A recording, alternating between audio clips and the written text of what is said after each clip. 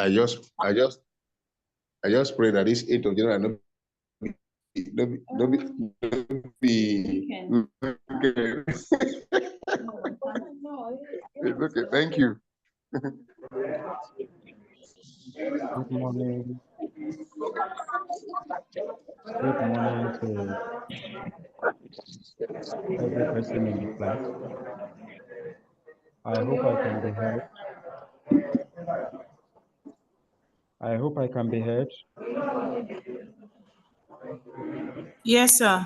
Good morning, sir. Okay. Good morning, sir. We can Good hear morning, you. sir. Good Morning, morning. sir. I hope we are doing fine. Yes, we are doing great, sir. All right. Very well, thank you. Very fine too. All right. Please, by now we should have imbibed the culture of muting our microphones when we are not speaking. So SS Masters Zoom admin. I think that should be Ima. Ima, please mute your microphone. Yes. Thank you. That is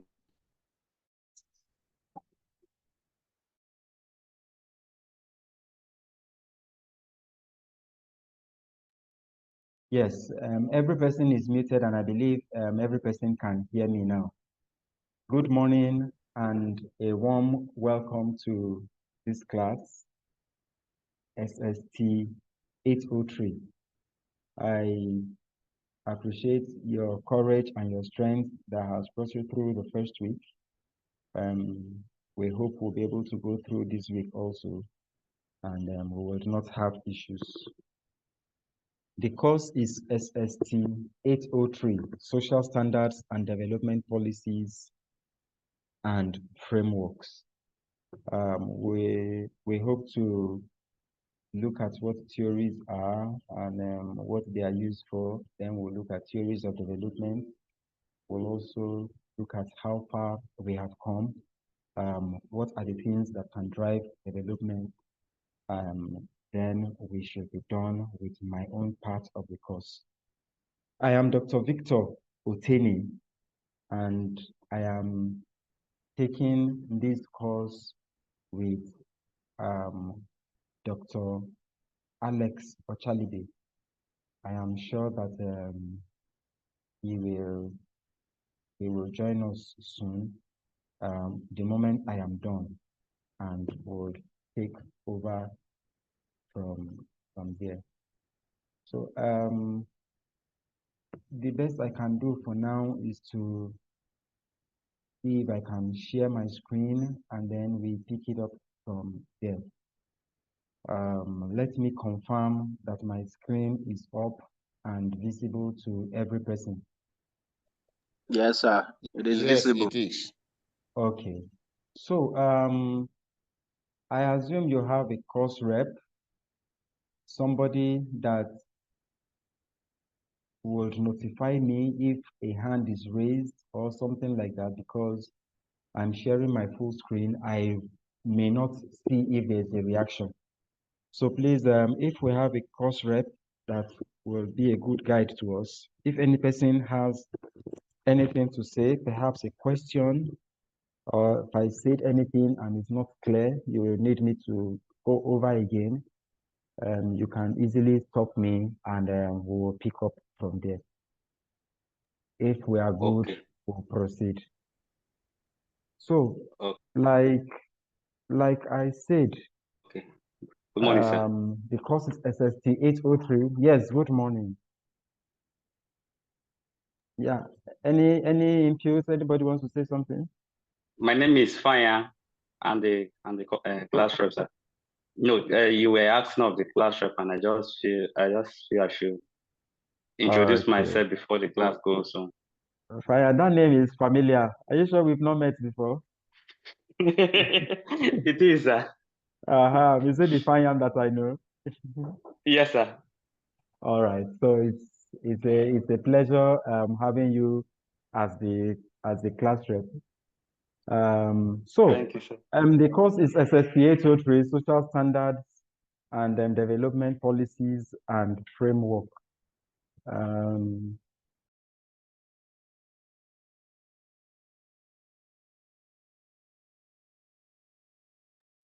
as we proceed, we would.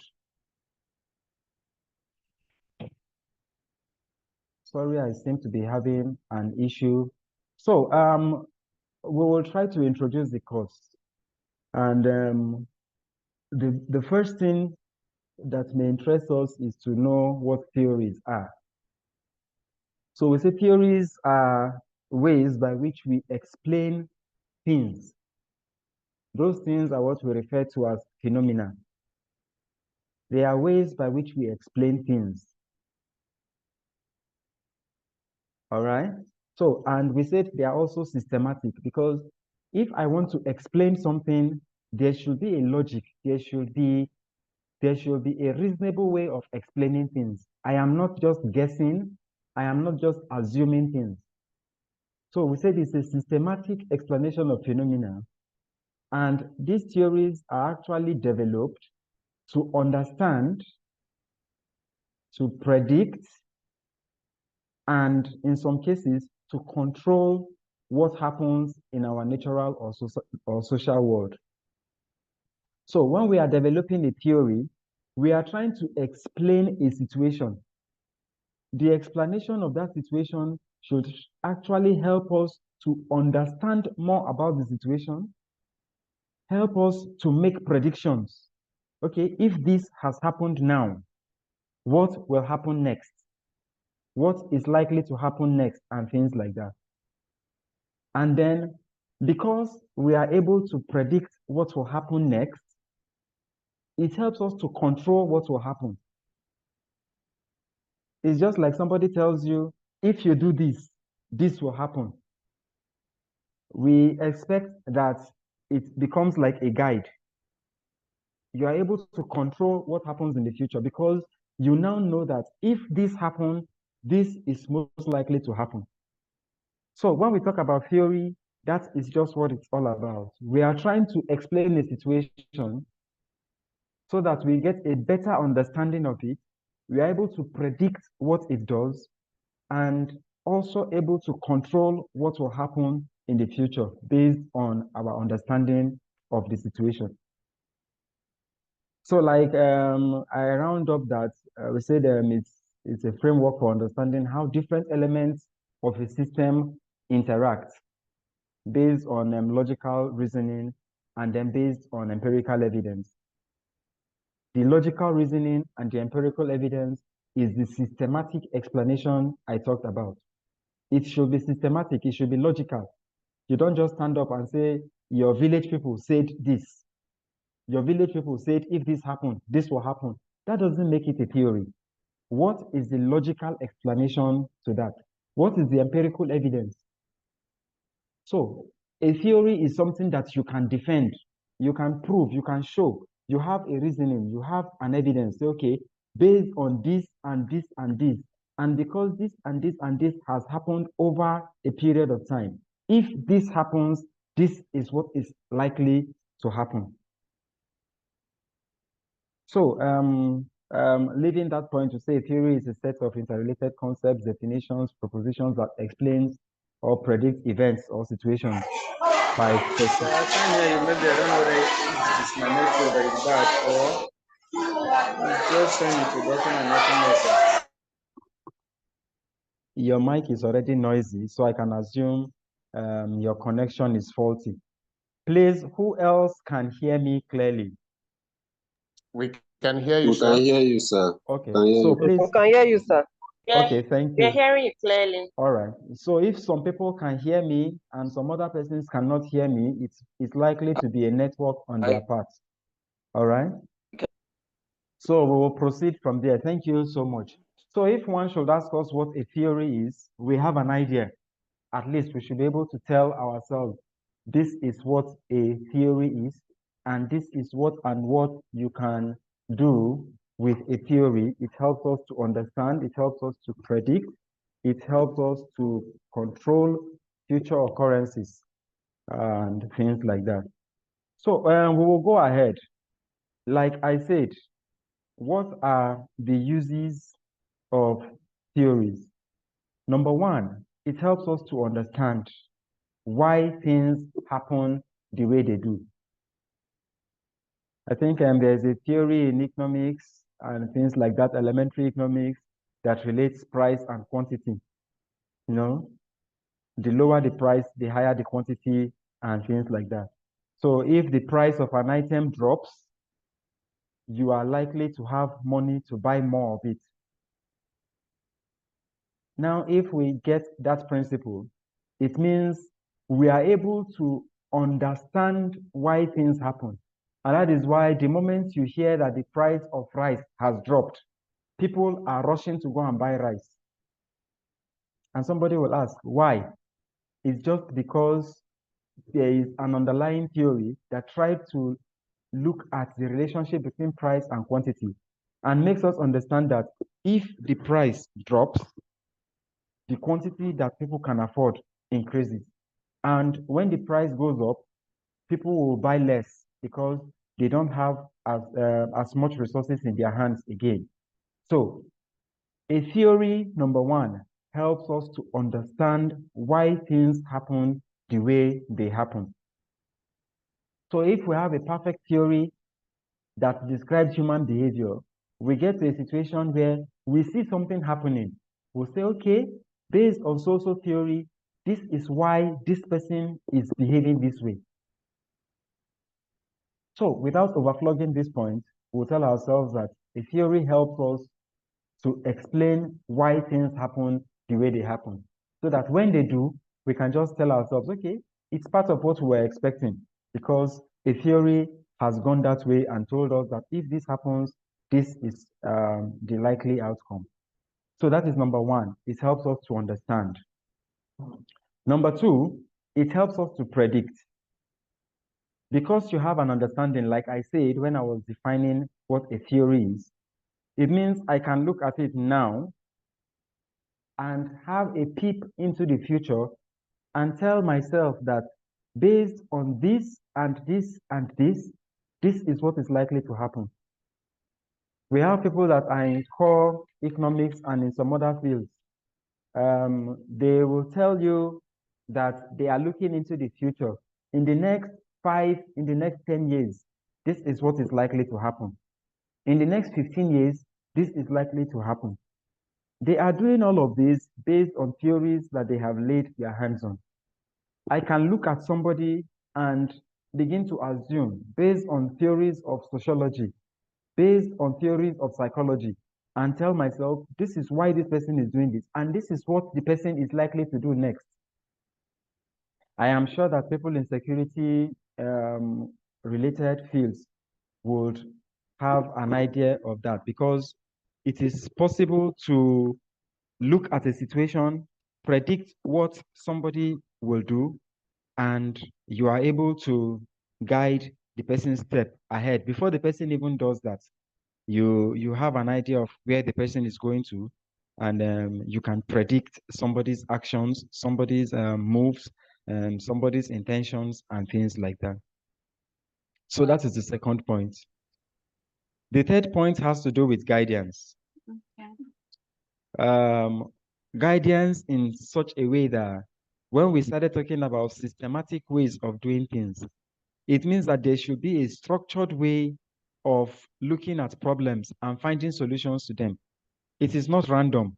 It is not superstition. It is not a guesswork.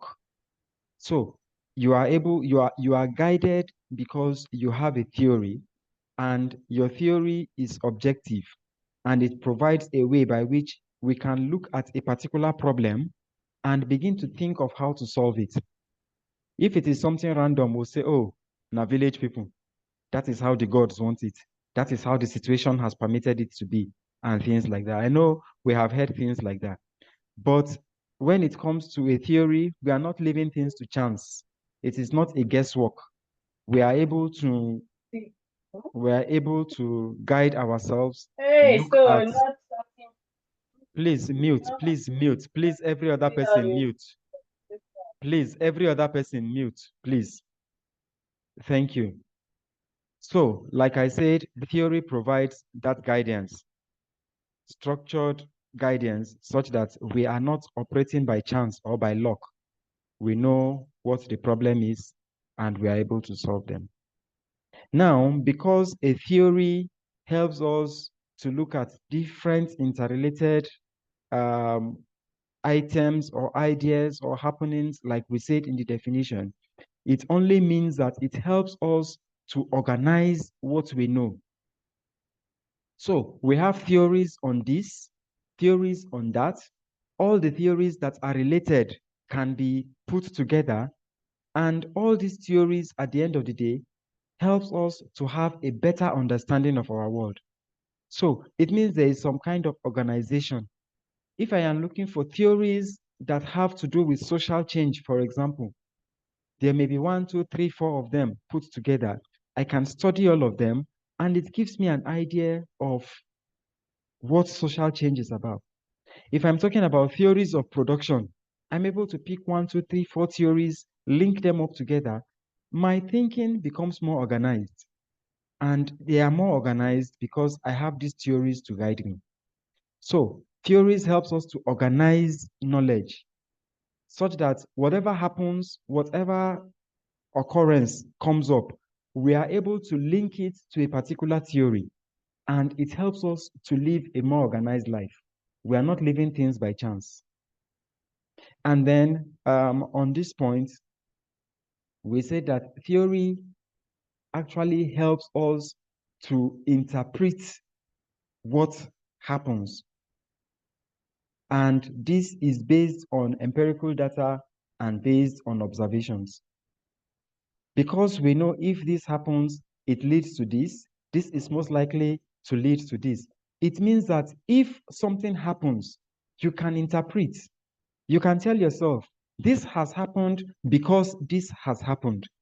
Based on the data that you have, based on your observations, it means it is possible to actually interpret an occurrence. And you can tell yourself, this has happened because this has happened. I don't know if we can leave this point. If I am too fast and I need to come over any of these again, or if there is any question on this, please, you can unmute and ask your question so that we can go step by step. You are not too fast, sir. We are following you diligently. Oh, thank you. So I assume he has spoken for the class. So we can proceed.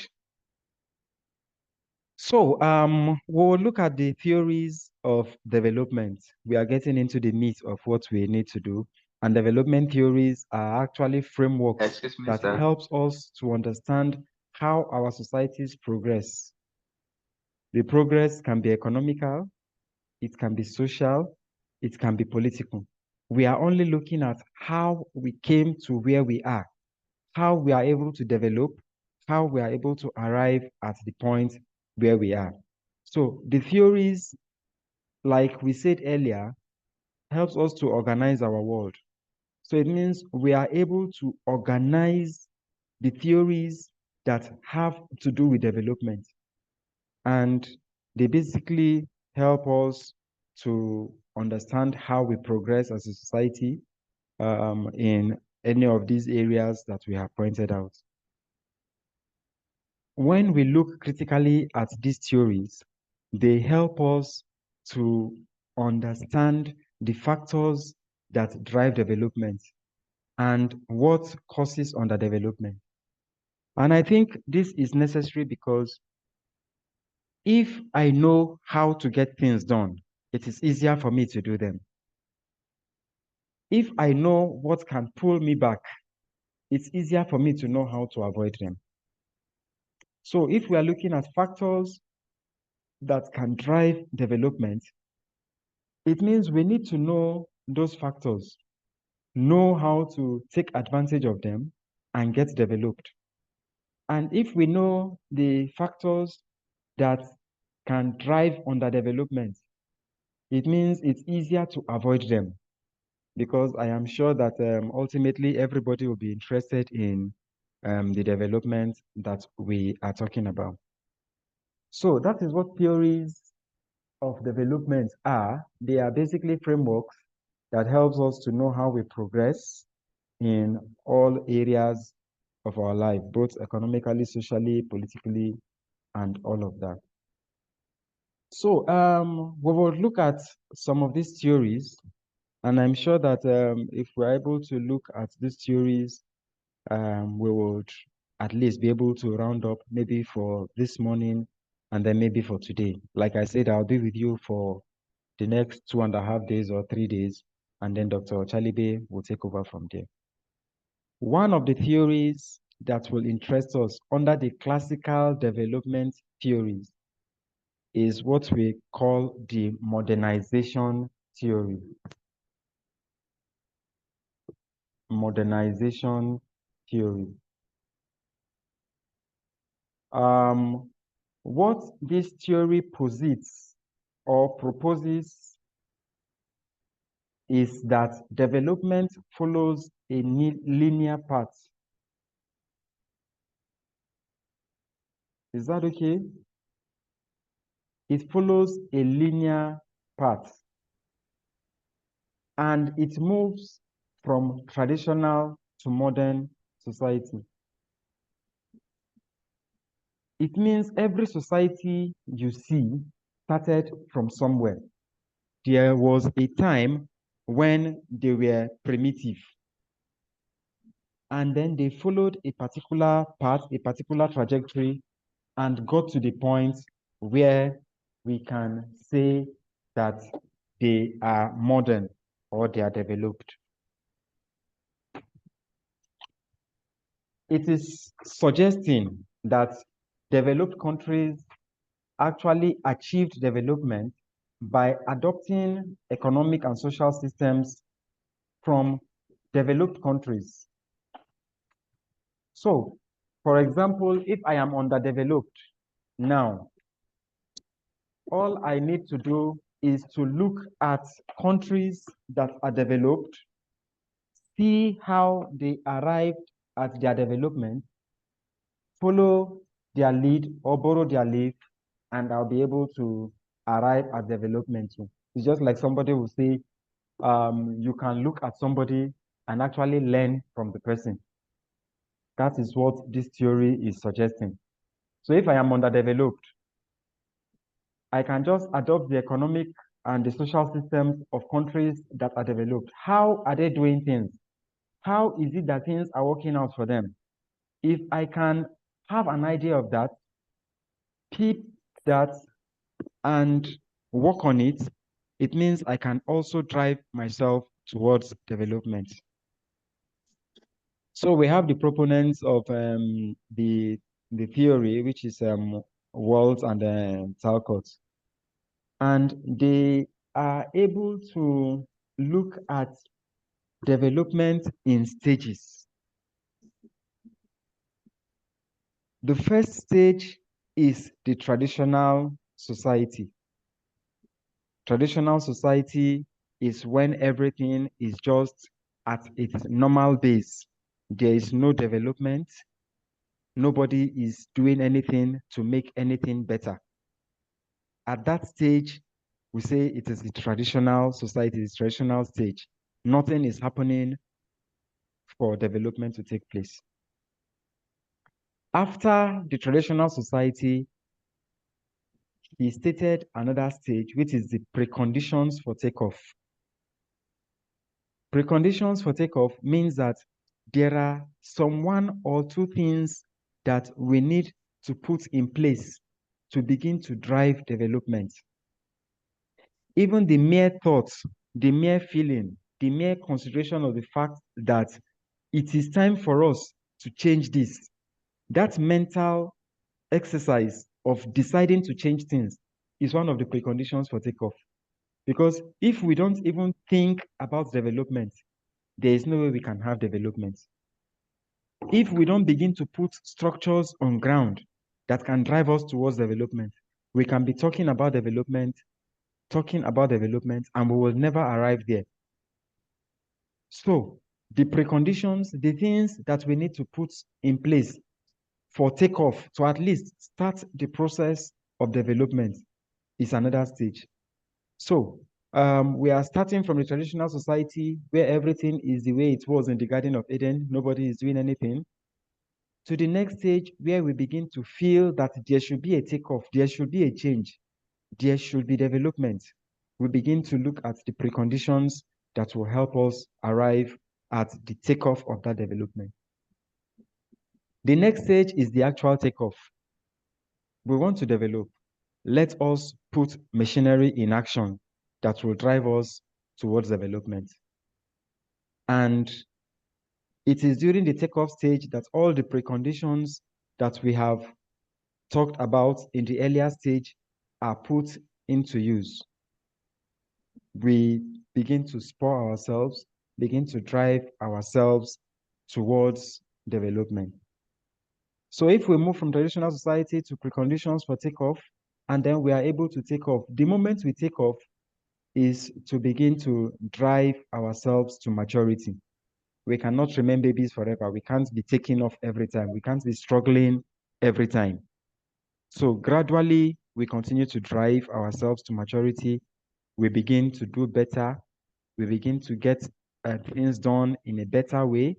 It's just like driving ourselves to perfection. I am sure that some societies have driven themselves to that point where we can see them, we can admire them. It's as if everything works for them.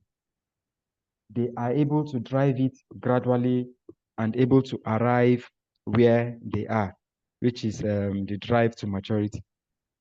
The moment you arrive at that stage and you have driven yourself to maturity, you now get to the exit stage, high and mass consumption.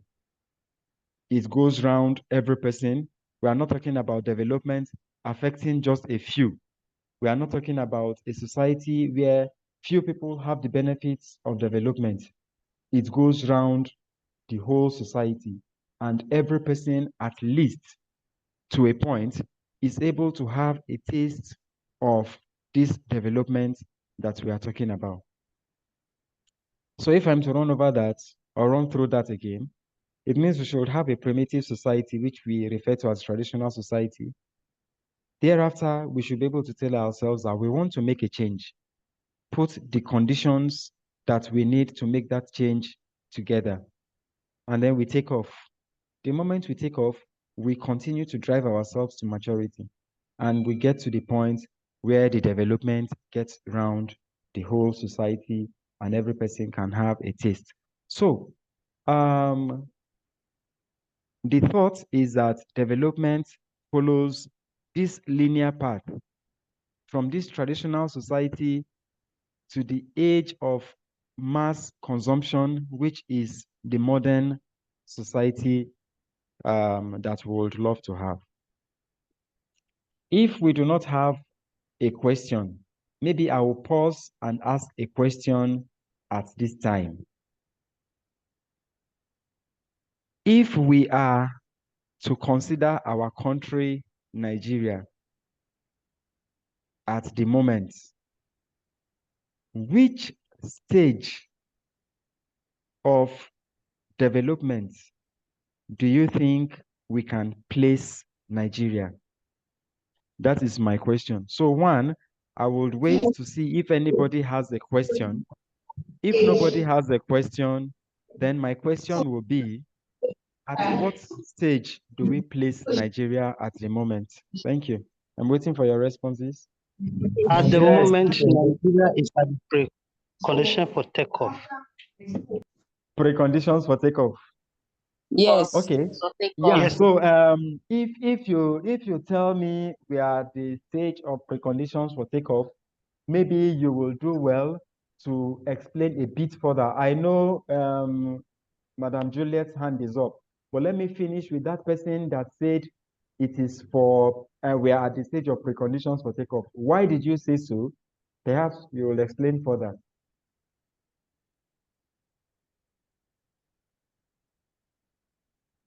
Hello, Okay, can let me anybody come hear in me? there. Okay, yes. Yes, Yes, let me come, madam, you let me can. come in there. All right.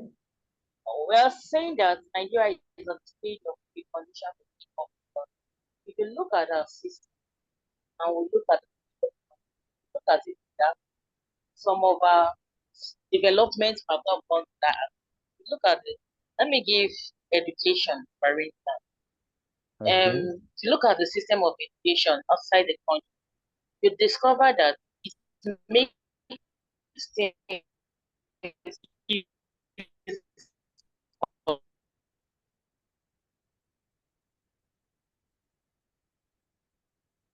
And then practicals become more than engineer. You look at it that some of our engineers have they know the theories very well. They can give whatever they have read.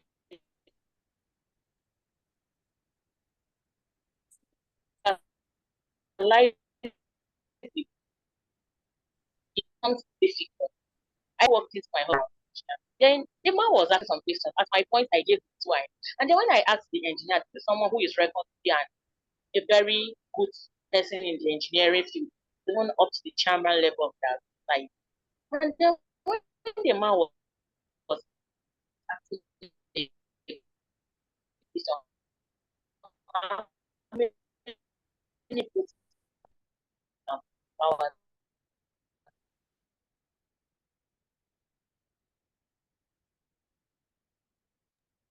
We can't even hear her.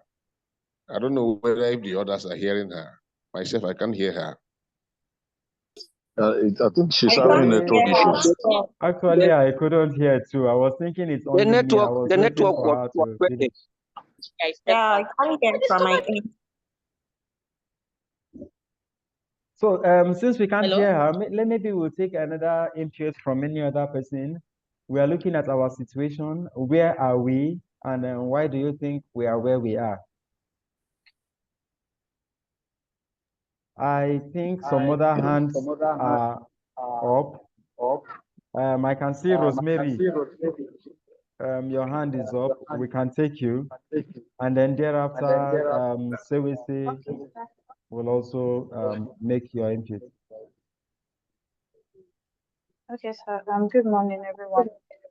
I think I would say that take off because we are not a developed country. We're a developing nation in progress.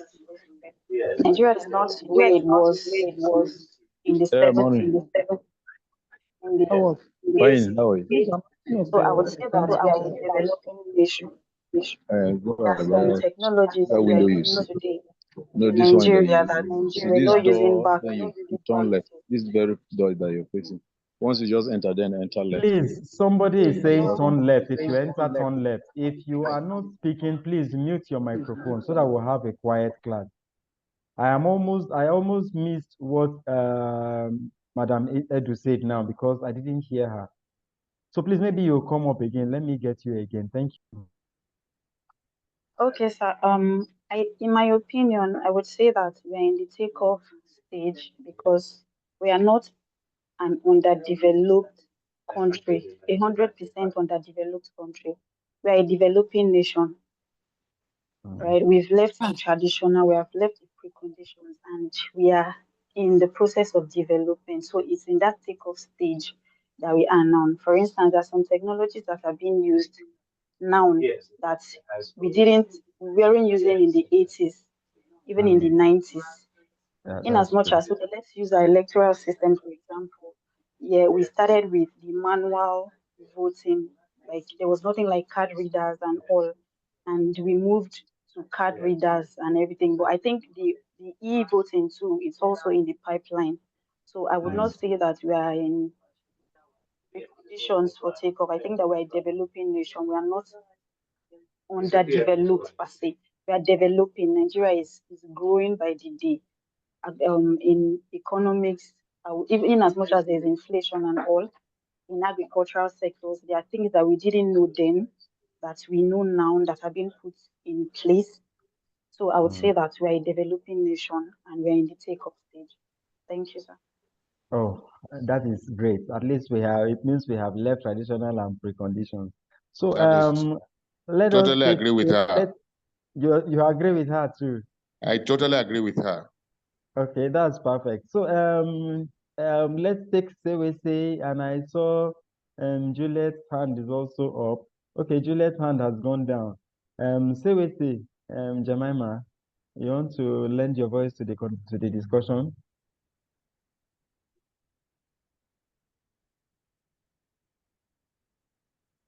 So we say you can unmute and you are unmuted, but we can't hear you. So if not, I think Juliet is still there, wants to say something. I see your hand just went up. Let us take Juliet. Thank you very much, sir. You're welcome. We are still in the stage of trying for the benefit. Because if you look at, I was giving an instance of our educational system. Before, we don't have a situation where our technology accepts us learn practical. If that was what was driving so many people to go outside the country to learn, and when they go to home, they are better practical aspect than the theory aspect. But we here, we were learned to study, we were taught how to study theory without practicalizing it. But with the way we are going, I think we are going towards an environment where everybody can be able to practicalize whatever after. So I think we are driving towards it. We are not where we are supposed to be, but we are trying to be like this Zoom class now. Before it has to be a one-on-one class, a classroom setting. But with the kind of development we used to develop that as well, and have our class anywhere, sit at the comfort of our. I think we are driving towards getting better.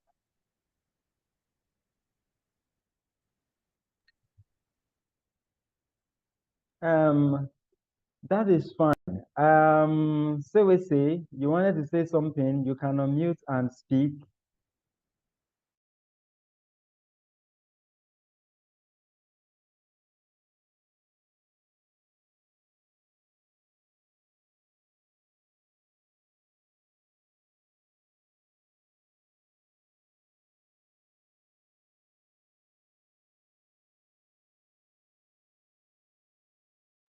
So we say it's not speaking to us. Okay, fine. Yeah, I see your hand is up. Let me take you, and then we can proceed beyond this point. Okay, sir. Thank you. All right. And sir, okay, first, I experienced a network Fine, your glitch. hand is up. And Please, you can unmute and speak. yes, can you hear me, sir?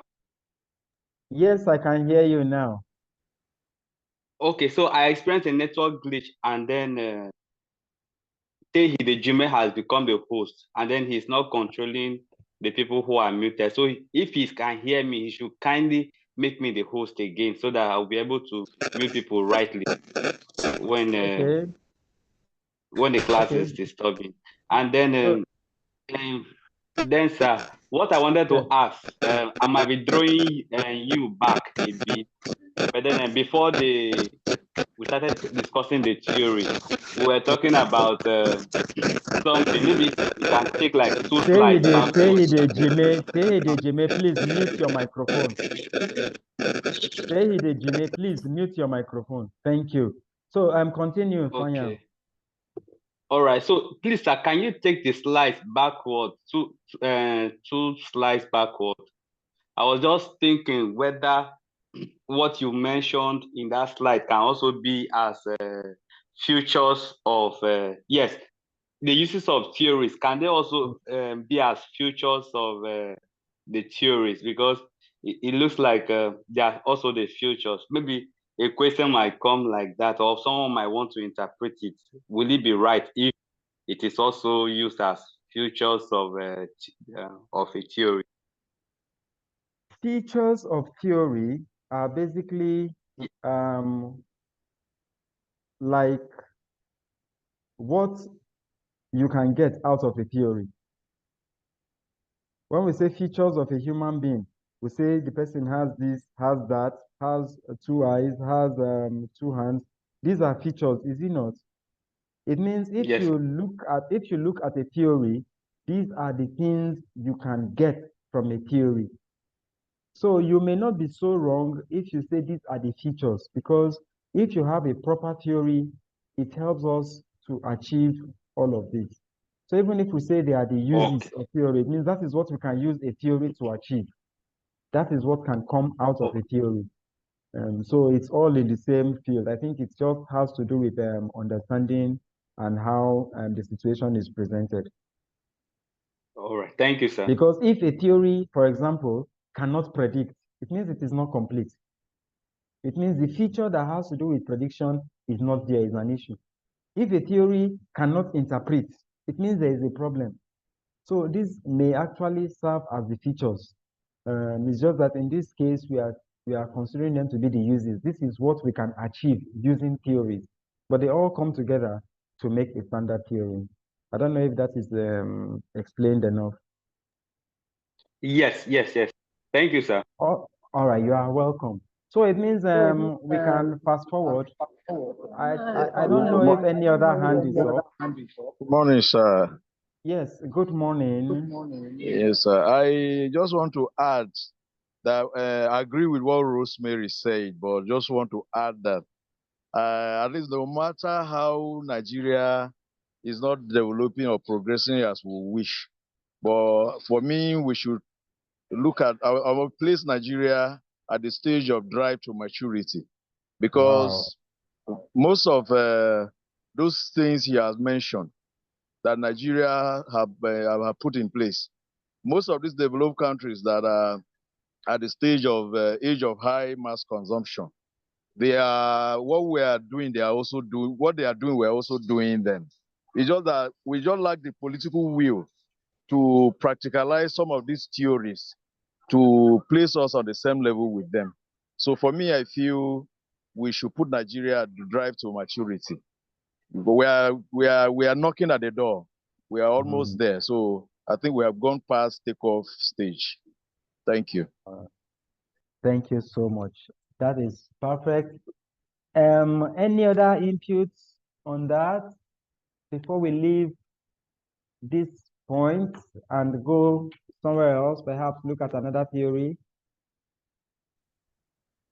Yes. Good morning, class. Yes, good morning, iPhone 8.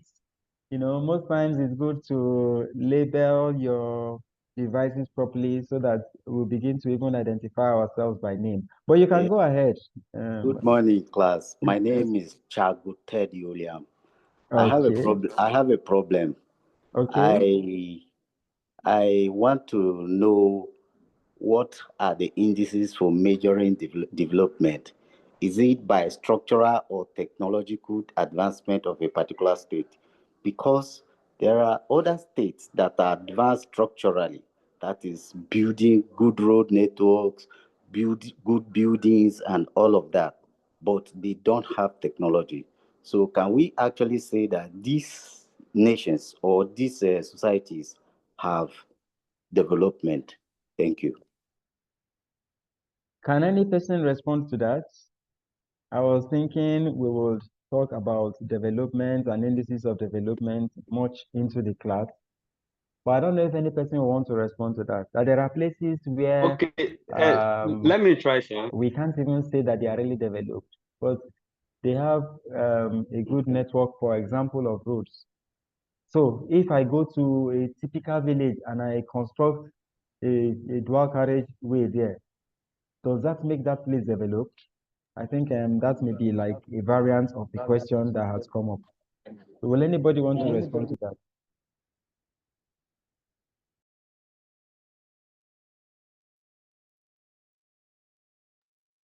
Well, no response is coming in. Okay. Okay. Let me try, sir. All right, Yakosu, okay, you can so speak. okay, when they talk about the indices for development, there are so many things. We talk about the GDP. We talk about your foreign reserve. You talk about your other things like infrastructure, the technology you are talking about. There are up to 6-7 indices for measuring development, including your lifespan. For Nigeria, they said the average lifespan of Nigerian is it 54 or so or less. So these are the things that they are used in measuring your trade with other multilateral trading. You see that even Ghana, who is here, one Ghana's cedis is bigger than Nigerian's naira and all of that.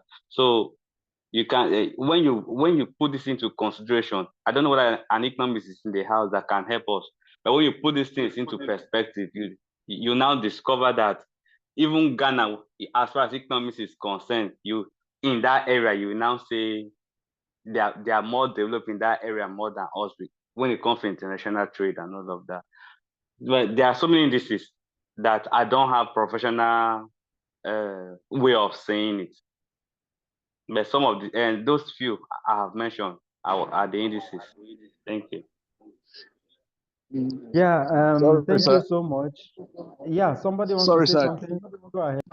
I just want to add, following the question one of us asked.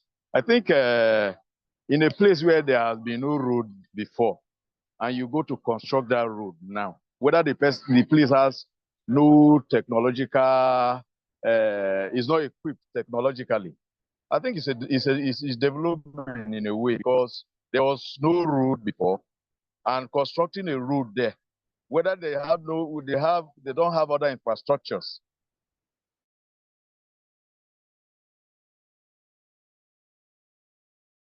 The network seems a bit bad. I'm struggling to hear Ralph.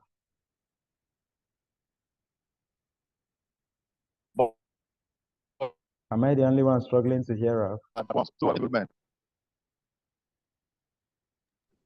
His network is bad. We can't hear him too, sir.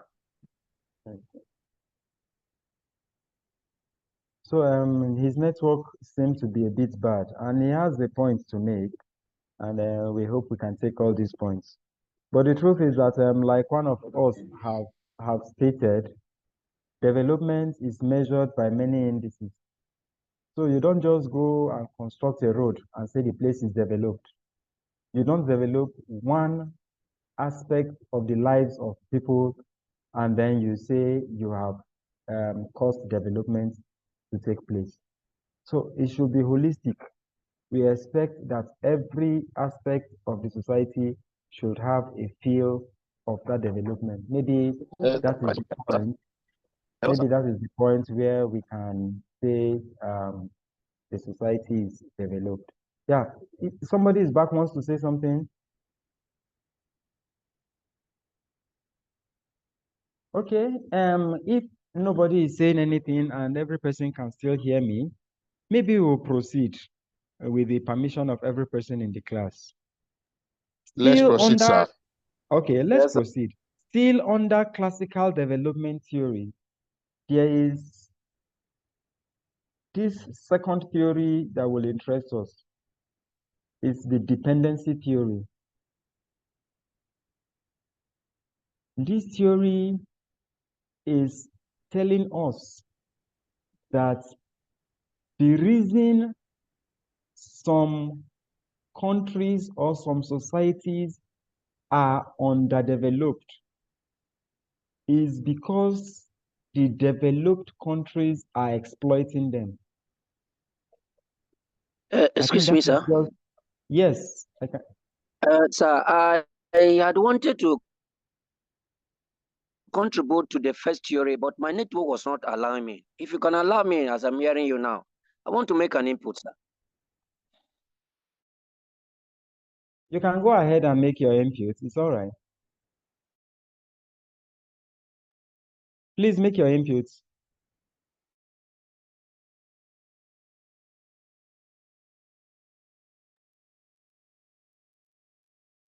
Hello, I can't hear.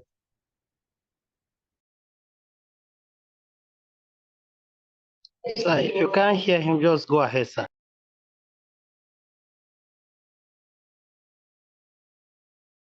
Let me go ahead. I can't hear him, and I don't think any other person can hear him. Yes, sir. Since you cannot hear okay. him, go.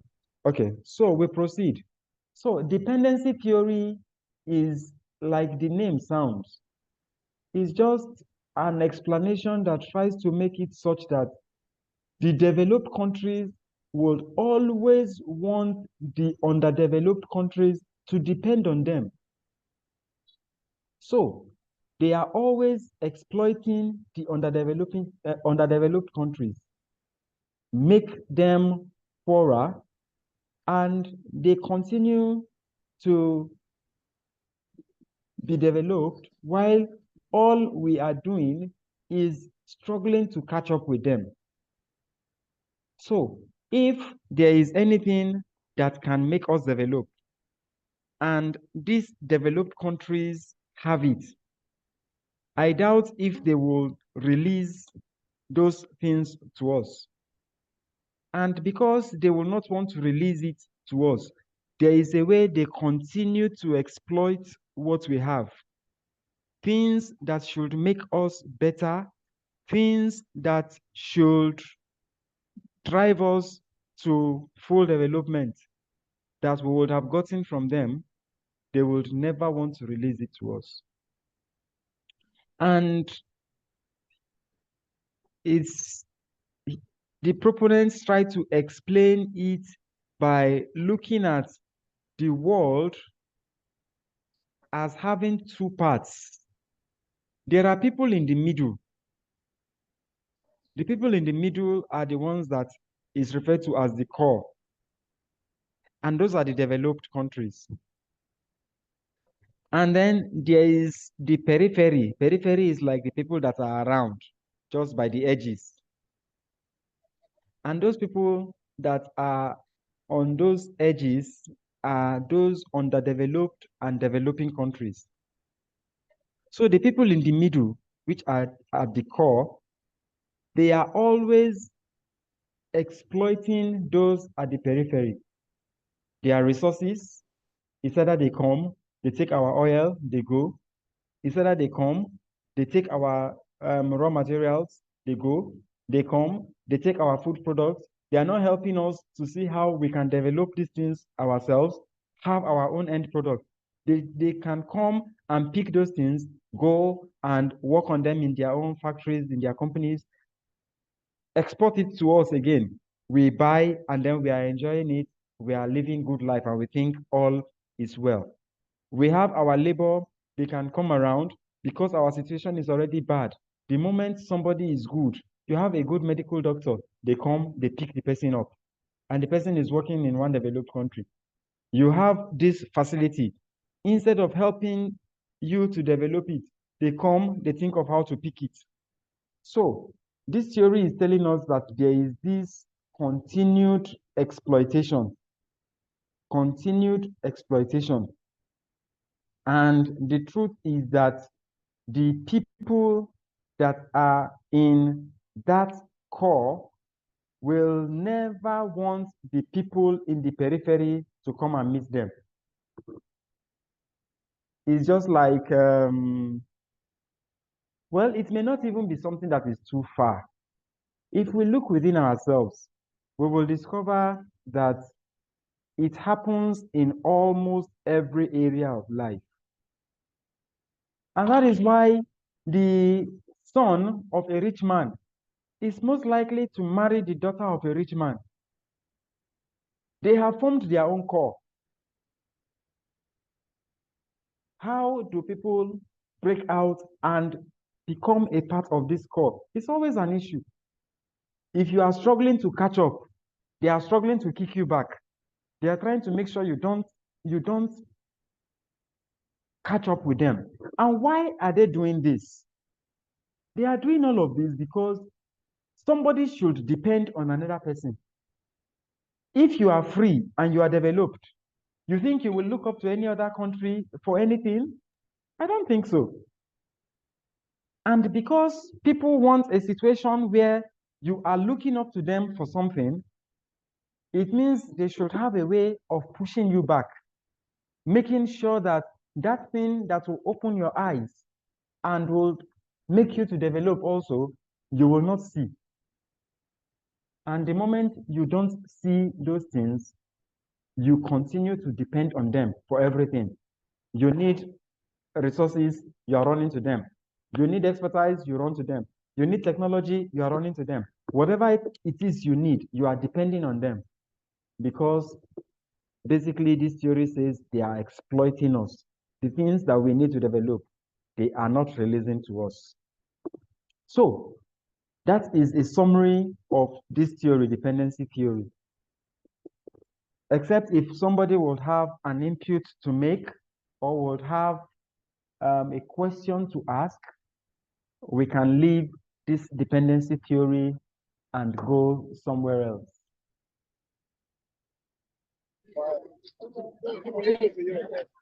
Morning, sir. Yes, Raf, you are back. Sorry, your network was bad Yes, the other time. We yes, couldn't hear sir. you. My network failed me. Yeah, My so network failed me. it's good to have you back. Do you have an Thank you, input sir. to the discourse? Yes, sir.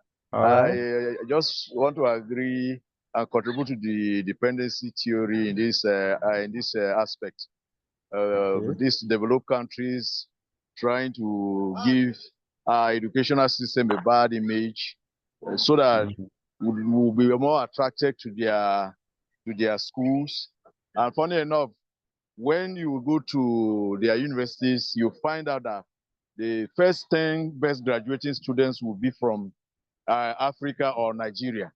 But at the same time, they are exploiting us because the amount of monies we spent yearly from our citizens schooling there is an amount that would have grown Nigeria's economy in a very large size.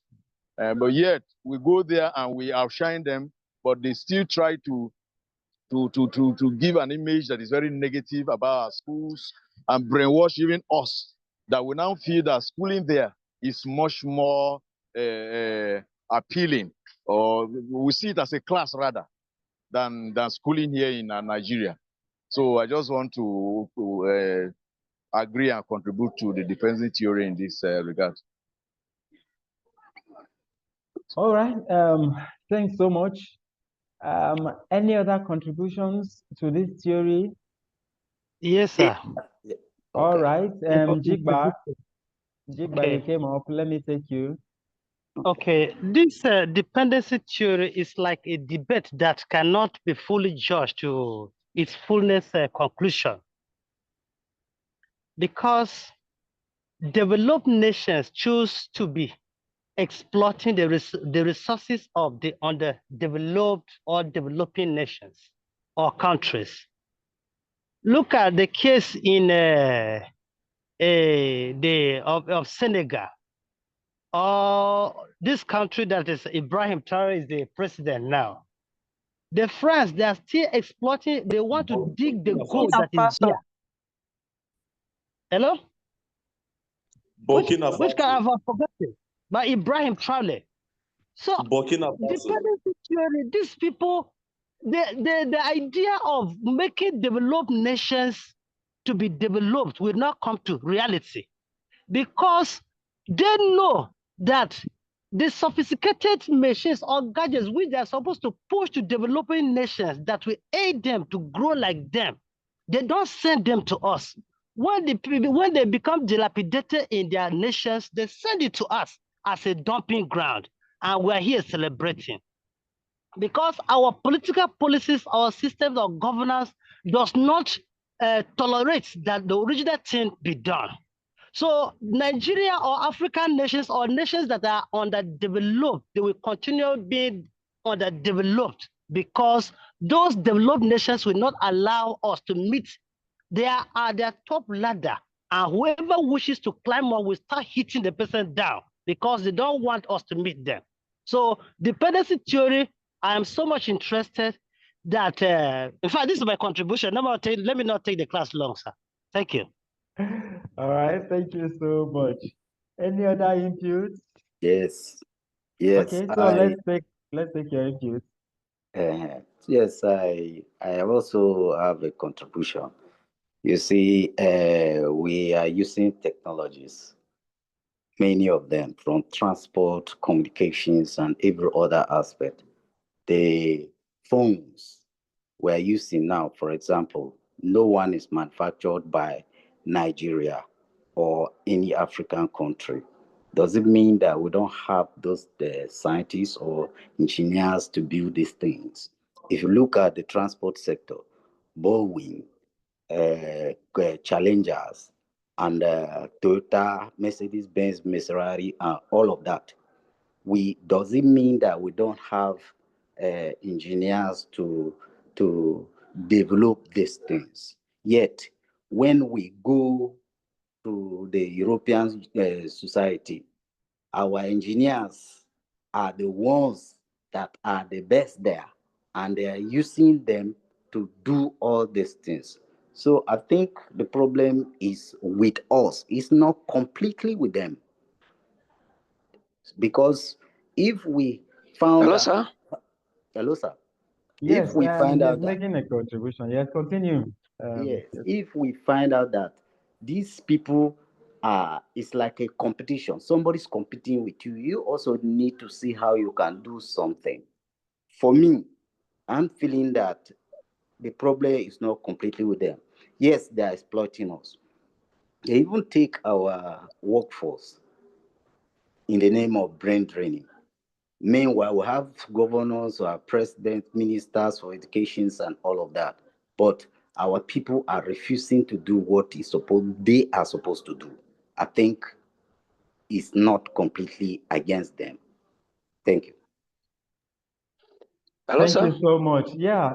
Let me take your contributions too. You can speak. Thank you very much, sir. I'm happy to be with welcome. you on the lecture. My pleasure. I want to take a lead looking at the modernization.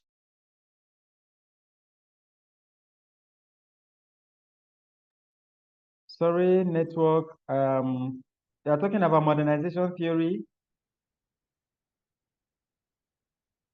Oh, I think we have lost him. Gemga, your hand is up. We can take you. Maybe when he comes back, we'll take him again. Good morning, sir. So I want to contribute on the concerning what the last speaker said. So the problem of underdeveloping country or nations continue to depend on developed countries. I support him so much. The problem is the bad governance. If we say we have good governance, everything we have to make us be like them.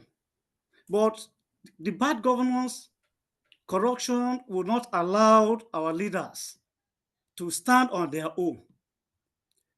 As I'm speaking with you, now that the ball is on, if I have the opportunity to move this country forward, I will not.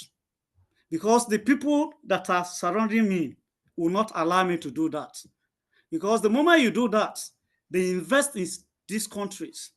Any small change they have here, they will go there and set it up there. What is stopping them to stand on their own? Say what is happening in Burkina Faso in the less than, let's say, 2 years.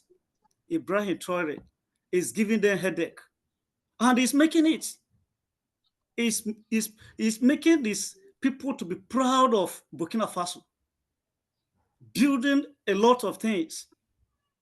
Building a lot of skyscrapers for his people. Giving them free. There's a statement he made that next year, all African countries, they will stop going outside, borrowing money. They'll be coming to Burkina Faso to borrow money because they have everything. Nigeria, as a case study now, we have everything there. Then what is stopping us? We continue to depend on them. So the problem is not completely with those people. It's us. Thank you, sir. Corruption and greed, because they have made us understand that nothing good comes from us. Look at the multilateral companies. They tap our resources here, take it to their own companies in Europe, refine them and bring them back. The network from Samuel has gone off again. Yes, they tap our resources, take them to Europe, refine them and bring them back to Nigeria and sell it to us. So the problem is corruption and greed. That end is not so good. Hi. So can we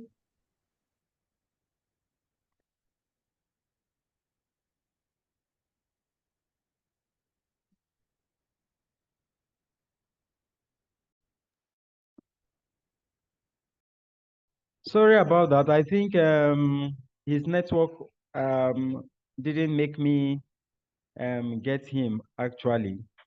But I think we can proceed beyond that point. What do we think? Yeah, it's fine. Yes, we can, sir. Okay. Let's move on, sir. Okay. Let's move on. Let's proceed then. Let's leave dependency theory. Under structural theories, there is what we refer to as structural change model.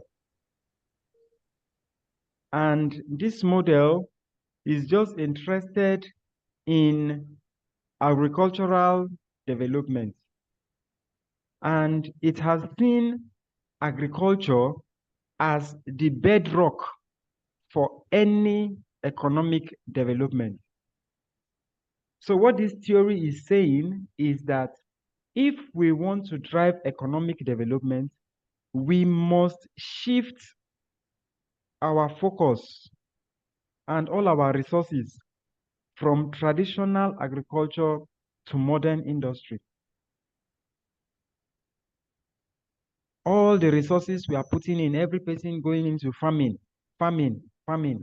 If we are able to shift those resources and go into modern industries, we'll be able to drive development. And all this theory is telling us is that the people that are engaged in agricultural production, in the agricultural sector, there are too many. If we can remove some people from there, take them to the industry, then we will be driving ourselves towards development. Somebody, I think so many years ago, the proportions must have changed by now, but that about 75 to 80% of people in Nigeria are into one form of agriculture or the other. And in the whole of US at that time, about 3% of their population is into agriculture. But they are able to produce, feed themselves, export to us.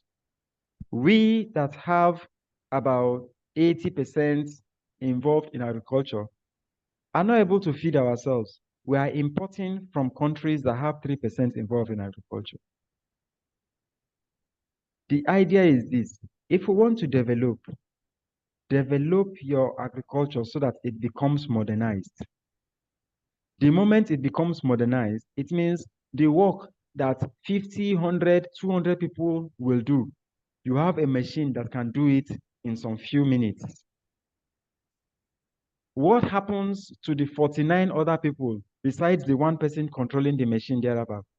They can go and work in industries. It is that their work now that should be able to drive economic development. Well, that is the theory. I don't know how true this is, and I don't know how many of us will accept this theory and agree that it's workable.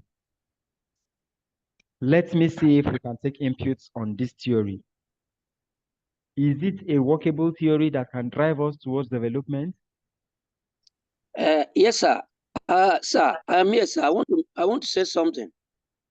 Yeah, you can go ahead. The assumptions of this theory are perfectly well.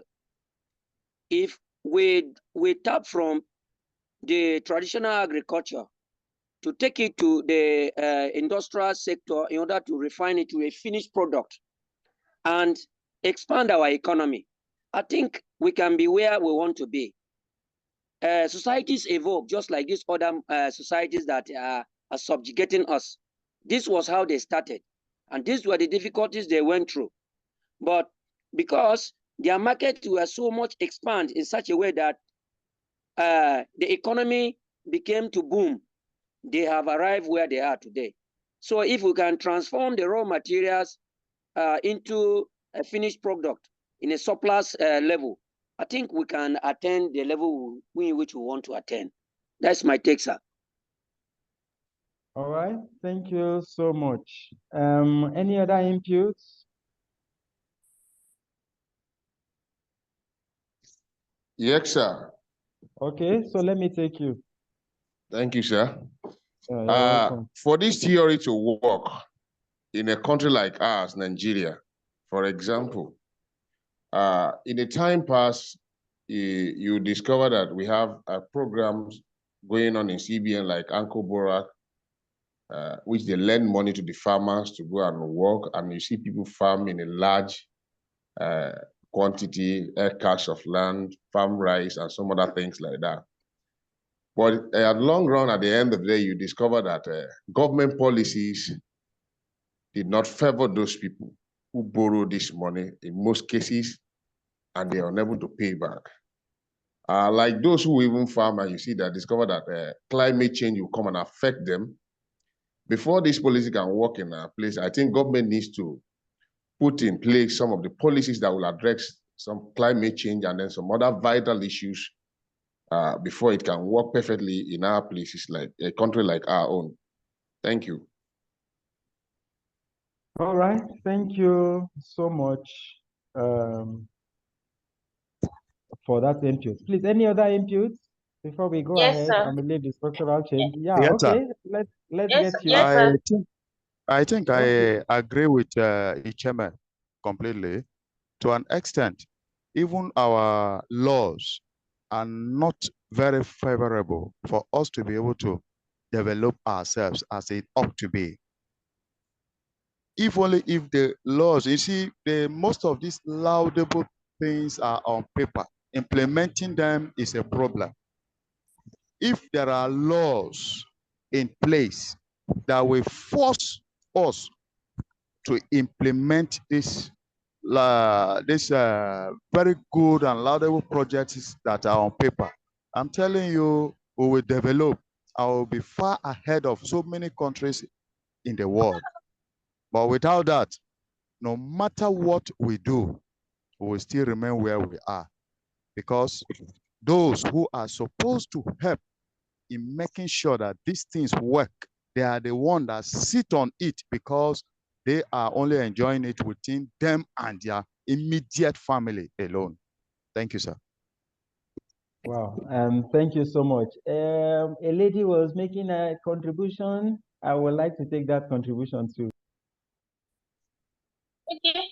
I was one trying to make the contribution, but Oh, you just said Juliet, it's nice to have you back. Yeah, yeah. make your contribution. Okay, I wanted making contribution that the system, apart from climate change that is affecting us in the country, there are other issues that are affecting us from the fear, the issue of insecurity has so much put fear in people that even going to do farm jobs, they no longer. So, and the little one we are doing, we are being involved in them, which makes a bit difficult for us. So, if you look at the situation, this policy, this theory is very okay, but we have to do it. We have to do it. We have to do a lot from the policy to the government to the political aspect. We have to do a lot for these farmers to be able to do it. And then there's a system that is a machine I saw recently. Now, since development is making it for us that a machine recently that is used to harvest at the price, at the same time of harvesting, to be trashing it and be revived. So these things are very possible, but the system and the system, the climate change, the security have posed a lot of issues that we can no longer achieve what we need. So I think if the policies are open and go, thank you very much. Thank you for that wonderful contribution. I am sure that actually the development will not just come from one sector or one angle, because so many things come together to drive agricultural development. So I think that is the point you are coming from, and that is well noted. Because we can't be talking about agricultural development if we don't have a conducive environment to even engage in the agriculture itself. So that is well understood and it's taken, and we hope we can get to that point where we can actually develop our agriculture, and then hopefully we will see how economic development will step in from there. Any other contributions? I was thinking we have plenty Yes, sir. time. I Yes, don't sir. know. Sometimes when a class is this lively, Yes, we sir. keep contributing and Yes, well, sir. okay, yeah, let me take your contribution. Yes, sir. Mhm. My problem is with the lecture. You are mentioning these theories without mentioning the proponents of these theories, like the classical, the dependency, and now you're talking about the structural change model of this structural theory. You didn't mention some of those key things that we may be looking at. Thank you.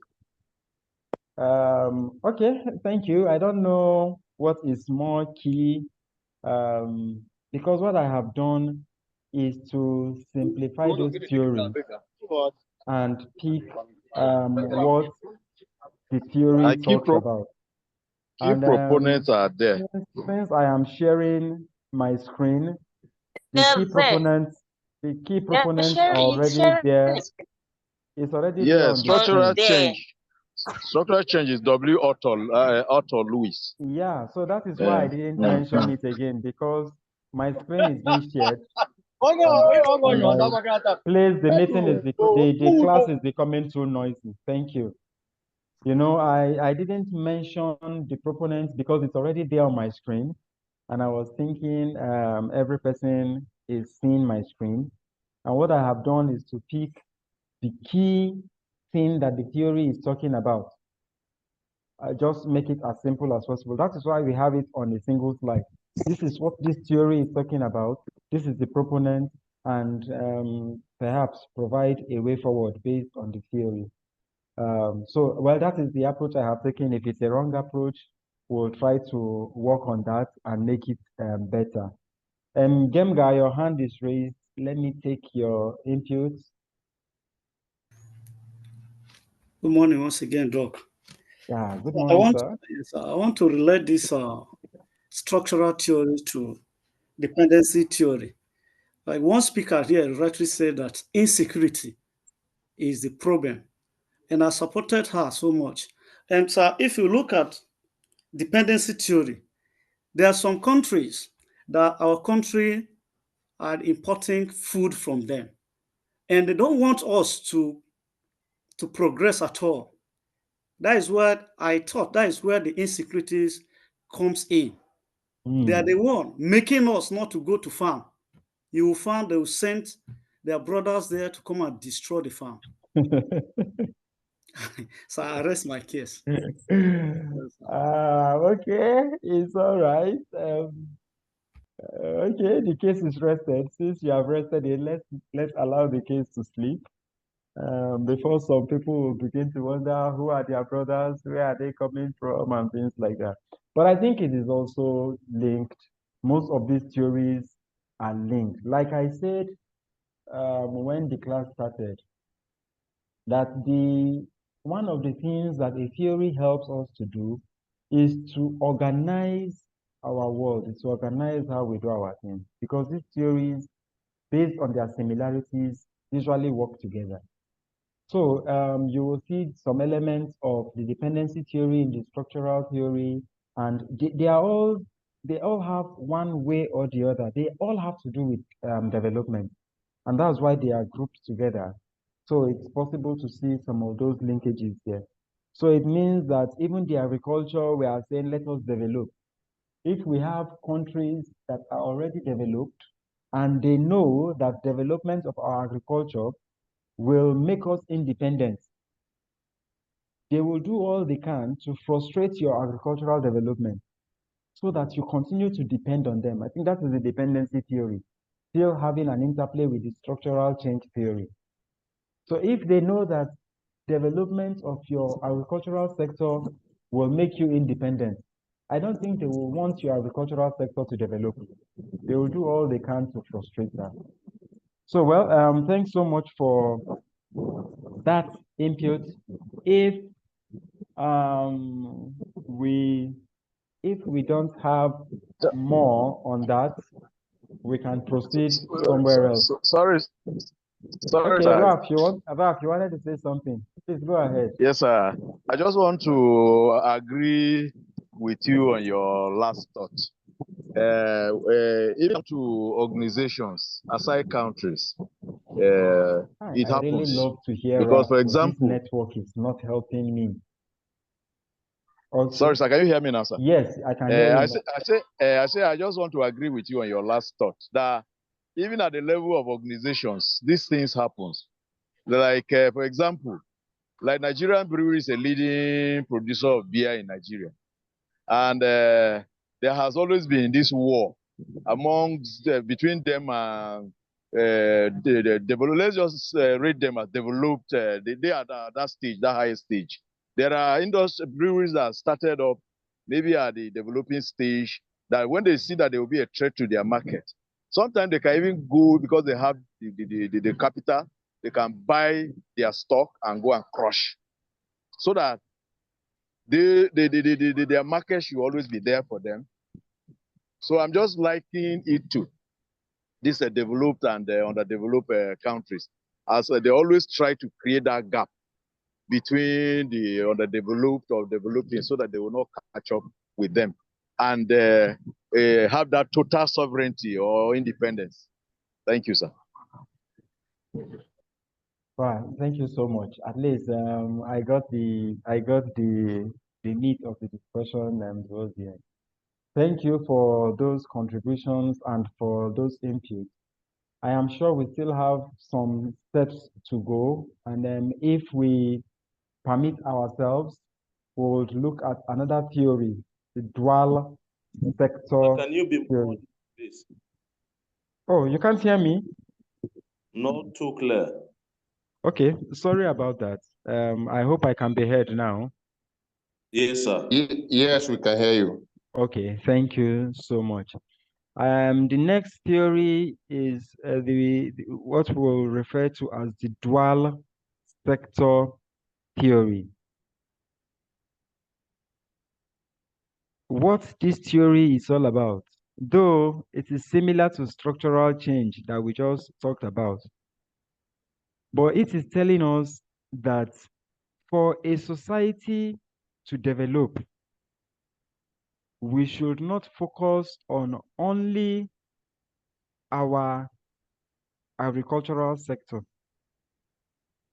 that we should focus on our industry and also focus on the traditional agricultural sector. Even if we are doing our agriculture the traditional way, we can work on that and pay attention to our industrial sector. See how the two of them can go together. Like we said, it is similar to the structural change, because structural change is saying develop your agriculture and then you have development, because the people from agriculture will go to your industrial sector and work better. So this dual sector development model is similar to that. It's the same interplay. Let us work on our agricultural sector. The modern agricultural sector will absorb labor from the traditional sector. And then the moment labor is absorbed, these people will go to the industry, and they are working in the industry will drive us towards economic development and towards economic growth.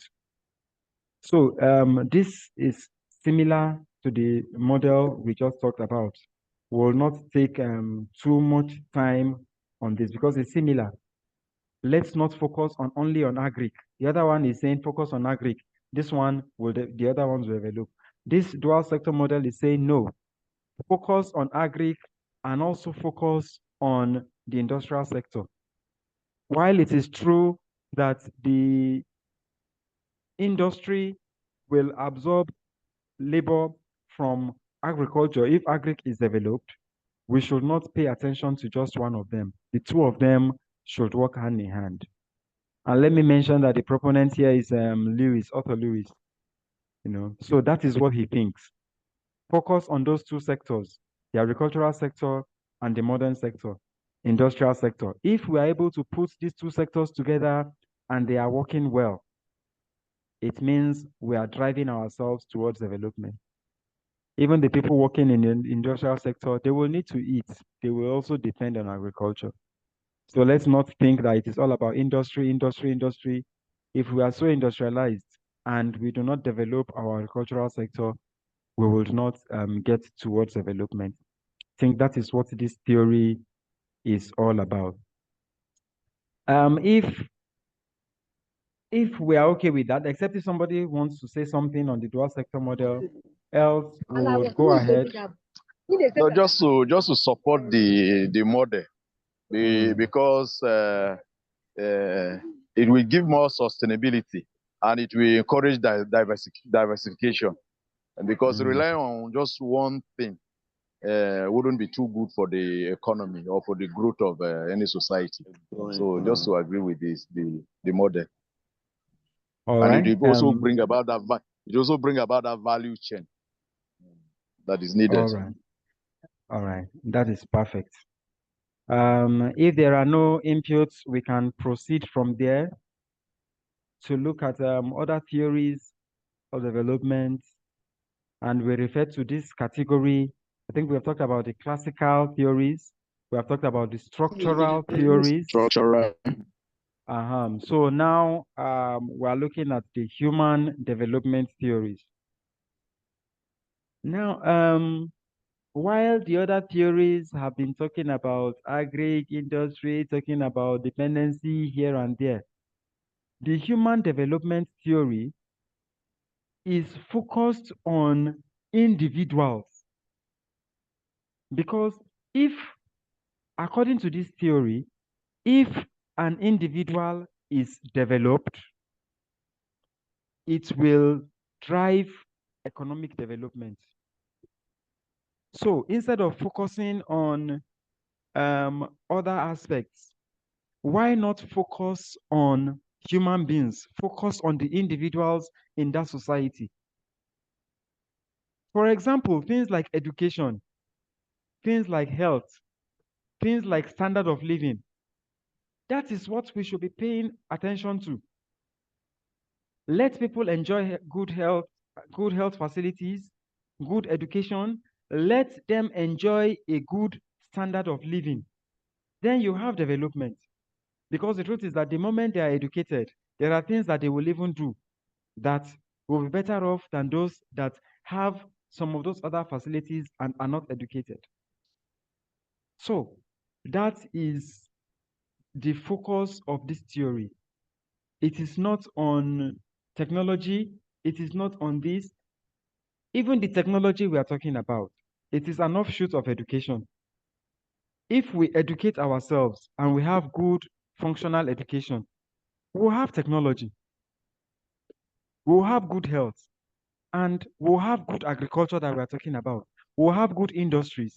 So instead of focusing on those things, this theory is saying that we should focus on individuals, develop individuals. We would have a developed society.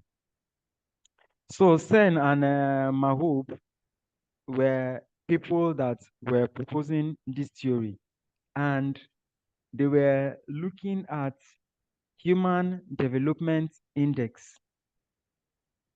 It means as a country, the development of that country should be based on HDI, the Human Development Index.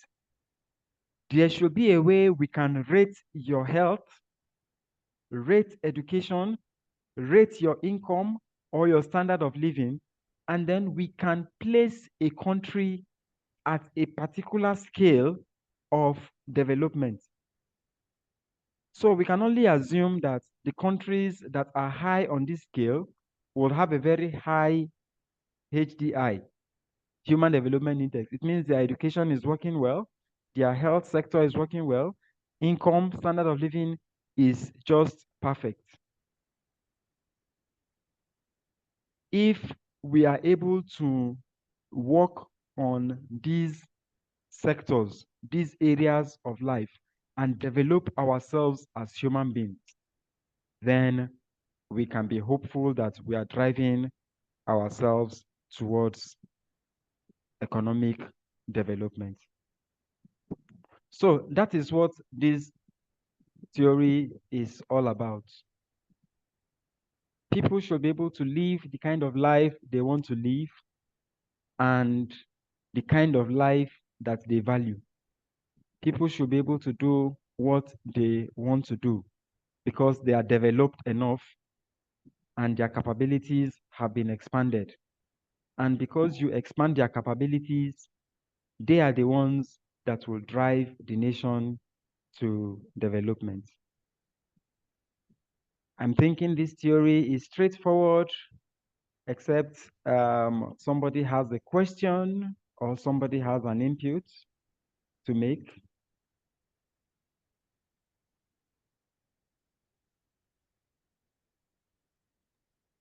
Let's go ahead, sir. Okay, let's go ahead. Thank you. This class is supposed to be 10 to 12. I think we have a break and then we come back by what time and take another 1 hour? 1 to 2. Okay. 1 to 2. Okay, that's fine. We'll see how we can stick to that. Else, what I would have done is to run through what we need to do so that when we are done. We'll not need to come back after the break. I don't know how well that works, but we'll see how it goes. So there's another theory that has to do with neoliberalism. Neoliberalism also just advocates for deregulation, free market policies, that the government should not intervene in anything that has to do with the economy. Let the open markets just be responsible for everything that has to do with the economy. And if we allow our markets to be open, we deregulate, we privatize, and let the government just leave everything that has to do with the economy. Just do not intervene in anything that has to do with the economy. That is the key to development. I think it is some of these people that will see the government as very bad business managers. And they assume that whatever business the government is putting its hand into hardly works. So let us allow, it's just like let the economy be running itself. Governments just stay and watch. People determine what they want to sell at whatever price they want to sell.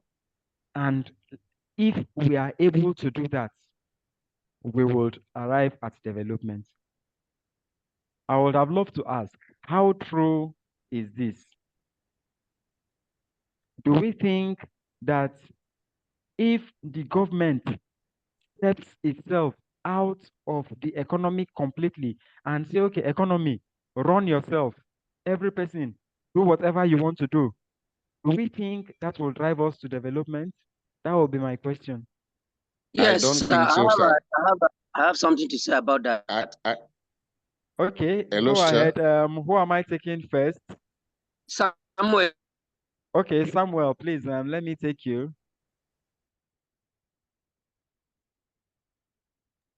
Sorry, Samuel, I can't get you. Yeah, somebody else wanted to contribute when Samuel was coming up.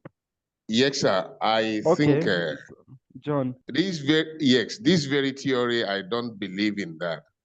For example, even the most developed country today in the world, you see their government from time to time stepped into certain issues with policies that will help the citizen, that will make the life better for them. If we allow the market itself to run itself, you discover that we'll run into a very big problem. And at most time too, if the government policies are bad too, you will see that we still run into the same problem. All we need to do is to have a good program, policies. Just for example, take for example, when this present government came on board 2 years ago, just less than 5 seconds, the entire Nigeria, the entire country was thrown into state of quagmire by just saying fuel subsidy is gone without putting any policy on ground or things that can mitigate the effects of that statement. You just make that statement. Yes, in as much as that policy is will be good to the country, but there are certain things that government needs to put in place before we jump into such policies or making such statements at times like that. So I don't believe completely in this theory that will allow the economy to run itself. It's always be that there's somebody who oversee things from time to time would come up with a good policy that will help the citizen to live better. Thank you. Hello, sir. Thank I you am so still much. on. Yes, Samuel, you're back. Yes, sir. I want to, in addition to what my brother has just said, it is true that this theory cannot help us in the Nigerian context. The essence of government is welfareism. So when you say government should not intervene into the affairs of each country and allow private owners, it will create a very wide gap between the poor and the rich, and the poor will now be at the receiving end. So I agree with the last speaker in his contribution to the theory that for Nigerian context, it will not work. Look at the example of NEPA. Look at what we are going through today.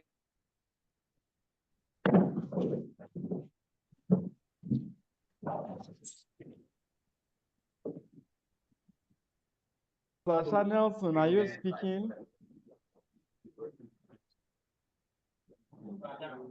All right. We can proceed from here. Hello, sir. Yes. Yes. I want to also Let me take you. contribute, sir. Yeah, well, I have heard contributions from my brothers, but I want to digress a bit or disagree a little with them, because I think this theory where he's talking about free market, I think he's not talking about all the economic sectors of the country. And as we can see already, the theory is in place in a way, because some of these our local markets, government don't go there to determine prices for people who take their products to the market. They only go to maybe collect their revenues and all that. So I think in a way, if it is to affect all sectors of the economy, it will be bad. It will create a lot of gap. But for free markets, I think it has been happening, and it's still happening, because people determine their prices when they take their products to the market and all of that. So in a way, I think it's happening. But if I may ask you, what impact? Hello, sir. Can I ask him one question? Can I ask him one question, sir? Please ask the question. Okay, sir. Let me make it as a contribution. See, take for example, the price of rice was on a very high side before now, and immediately the federal government began to import rice for federal government staffs, all the way from India, some of them from India, other places from other countries, and subsidize those rice to the civil servant.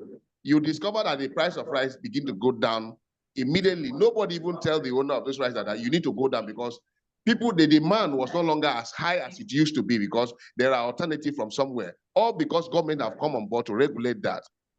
So if that is exactly what we are saying, if you talk about the free market system, yes, we agree that yes, a free market system can only work in a place where the basic things are only on ground. A country like Nigeria, that when the basic things are not even on ground for the welfareism of the people, it is not going to work.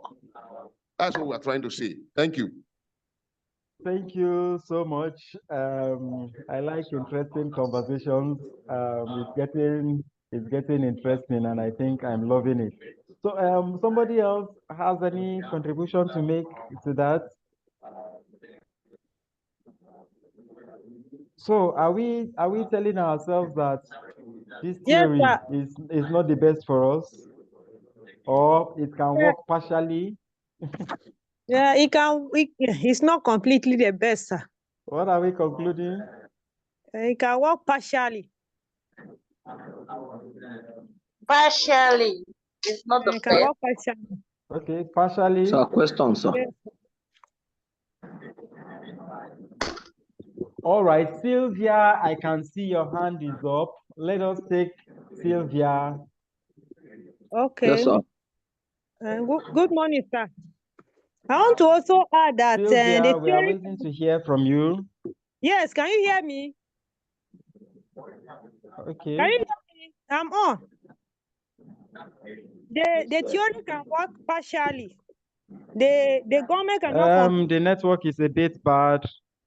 Okay, okay. the government cannot completely remove his hand from the market, that is regulating the market price. We have issue of and the tenancy issue in Makurdi now. The way the rents have increased. If the government can also come into that, it will also help even the citizens of the states, because a 2-bedroom apartment in Makurdi now we are talking about 500,000. So if the government completely remove its hand, it will be difficult for the citizens to manage the market prices. Thank you. All right, thank you. Let's quickly take Tete Emmanuel. I see your hand is up. Good morning, sir. Yes, good morning, Tete. Sir, I also want to contribute on this theory. Sir, if this theory is saying government shouldn't be involved in development, I think if we actually leave development for the masses in terms of maybe economic growth, where maybe people produce things themselves, don't you think there will be more like exploitation, where people will be exploited? Because if Mr. A is producing what I cannot produce, that means his price might be high. That is why government has price control, where at least even the least privileged can afford what he or she cannot produce. But from what I heard you said, I want to get a clarification about this theory, saying government should be involved in development.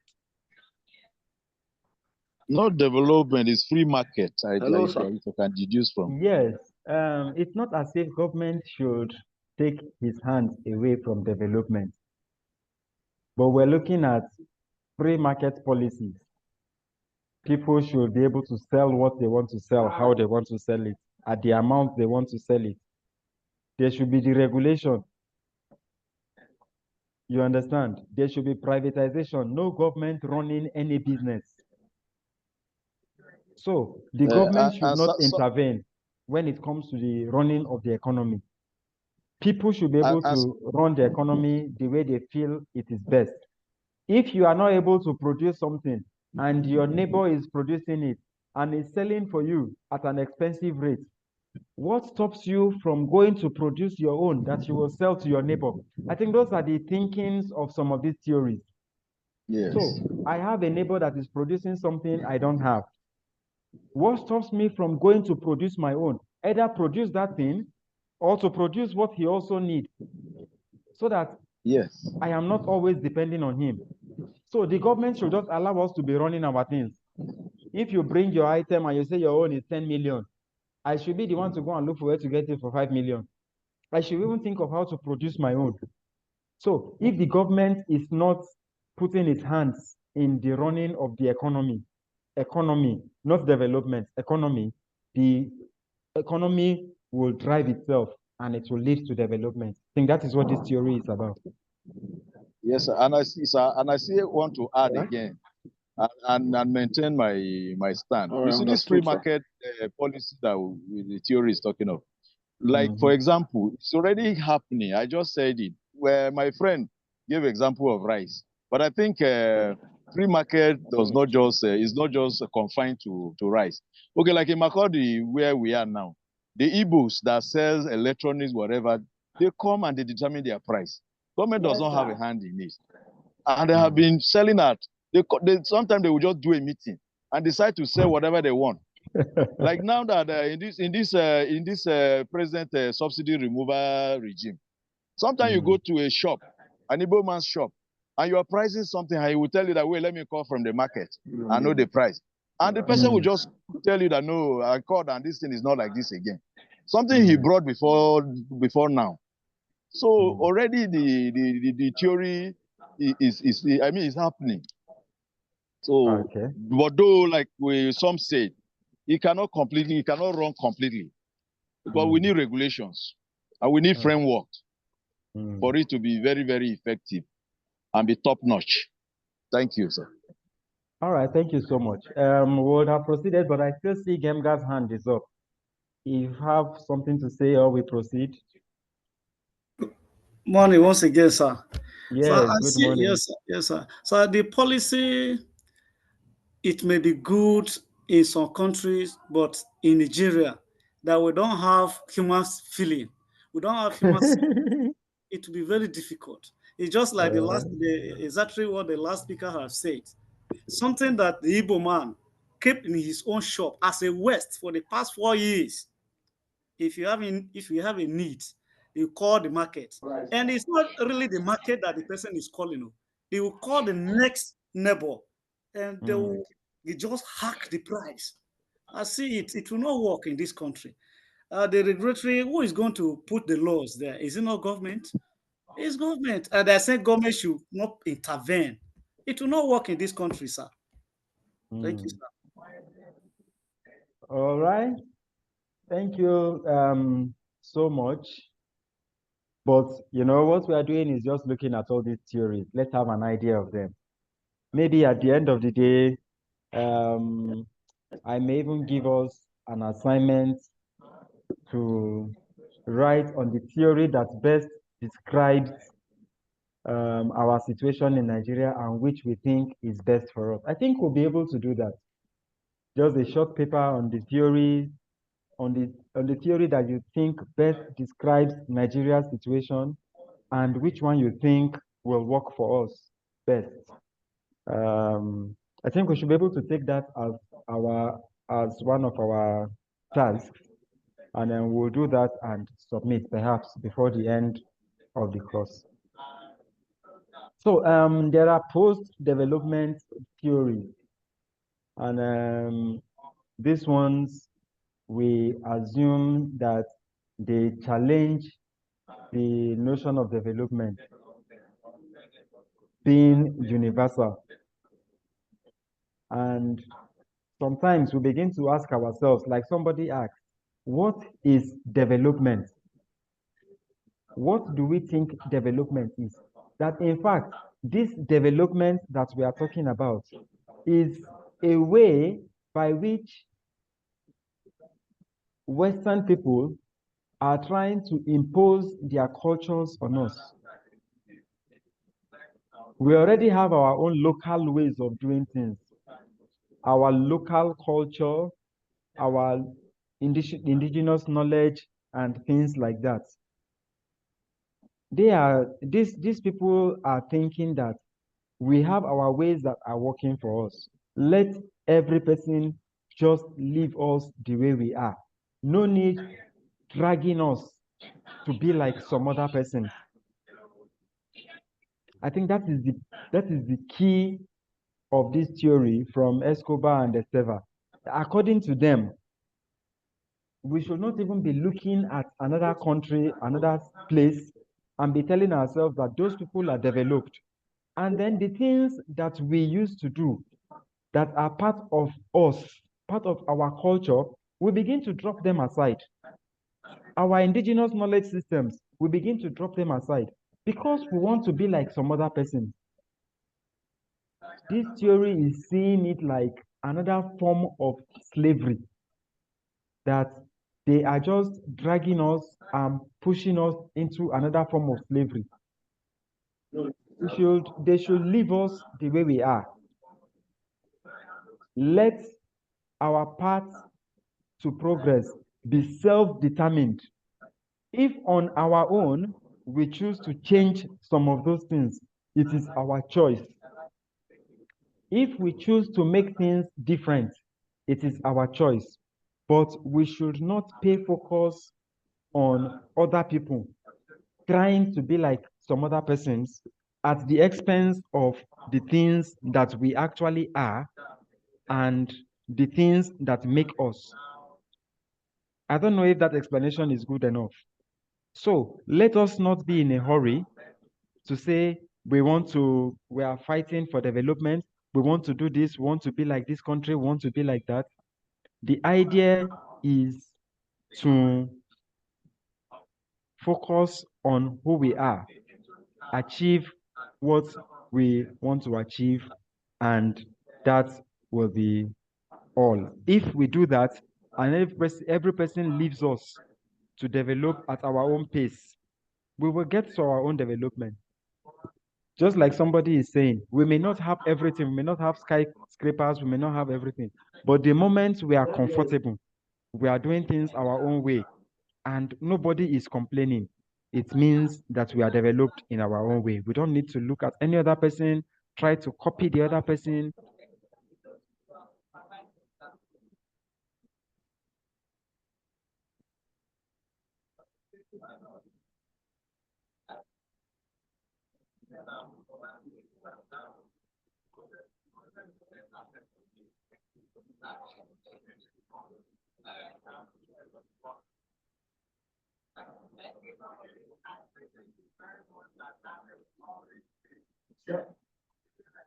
Same here, sir. Same here.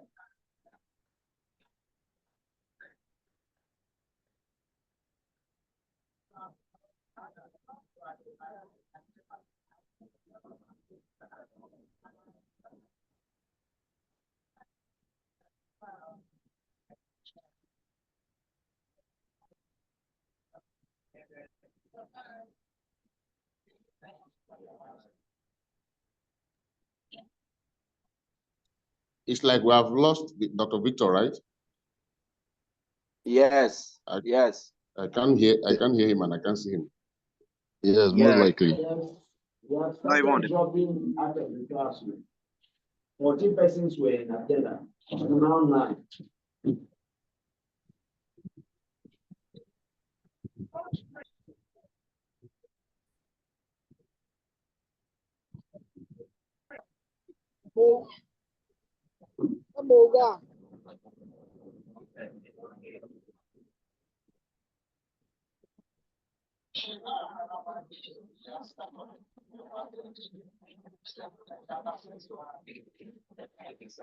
You have not presented the issue for good morning or afternoon, good afternoon class. Good afternoon class. 2, you were about saying something now. To root.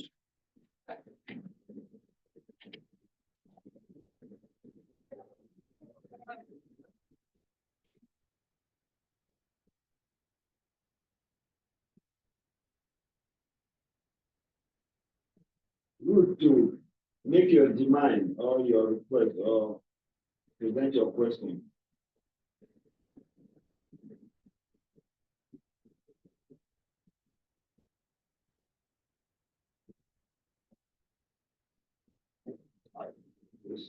For audio balancing, she's even locked down.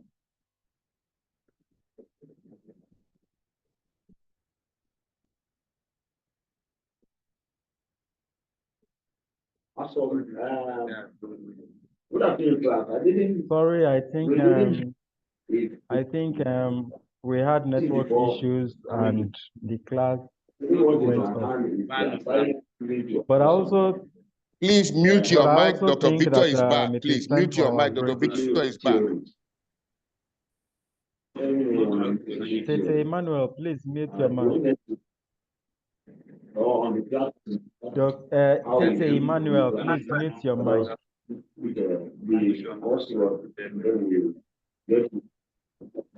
Please, the host should mute him. Thank you. So maybe we'll proceed. From the look of things, it's time for our break. What do we do? Sorry, I was thrown out of the meeting. I had to join again. I don't know if I rounded up on my thoughts on the post-development theory.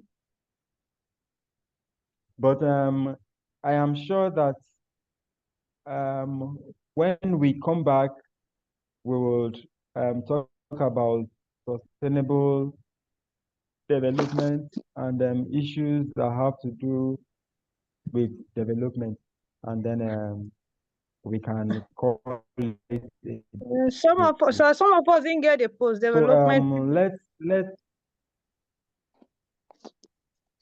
well, what I said about post-development theory Sorry, sir. is Can you put the that screen? Put that the screen again. Let me screenshot it.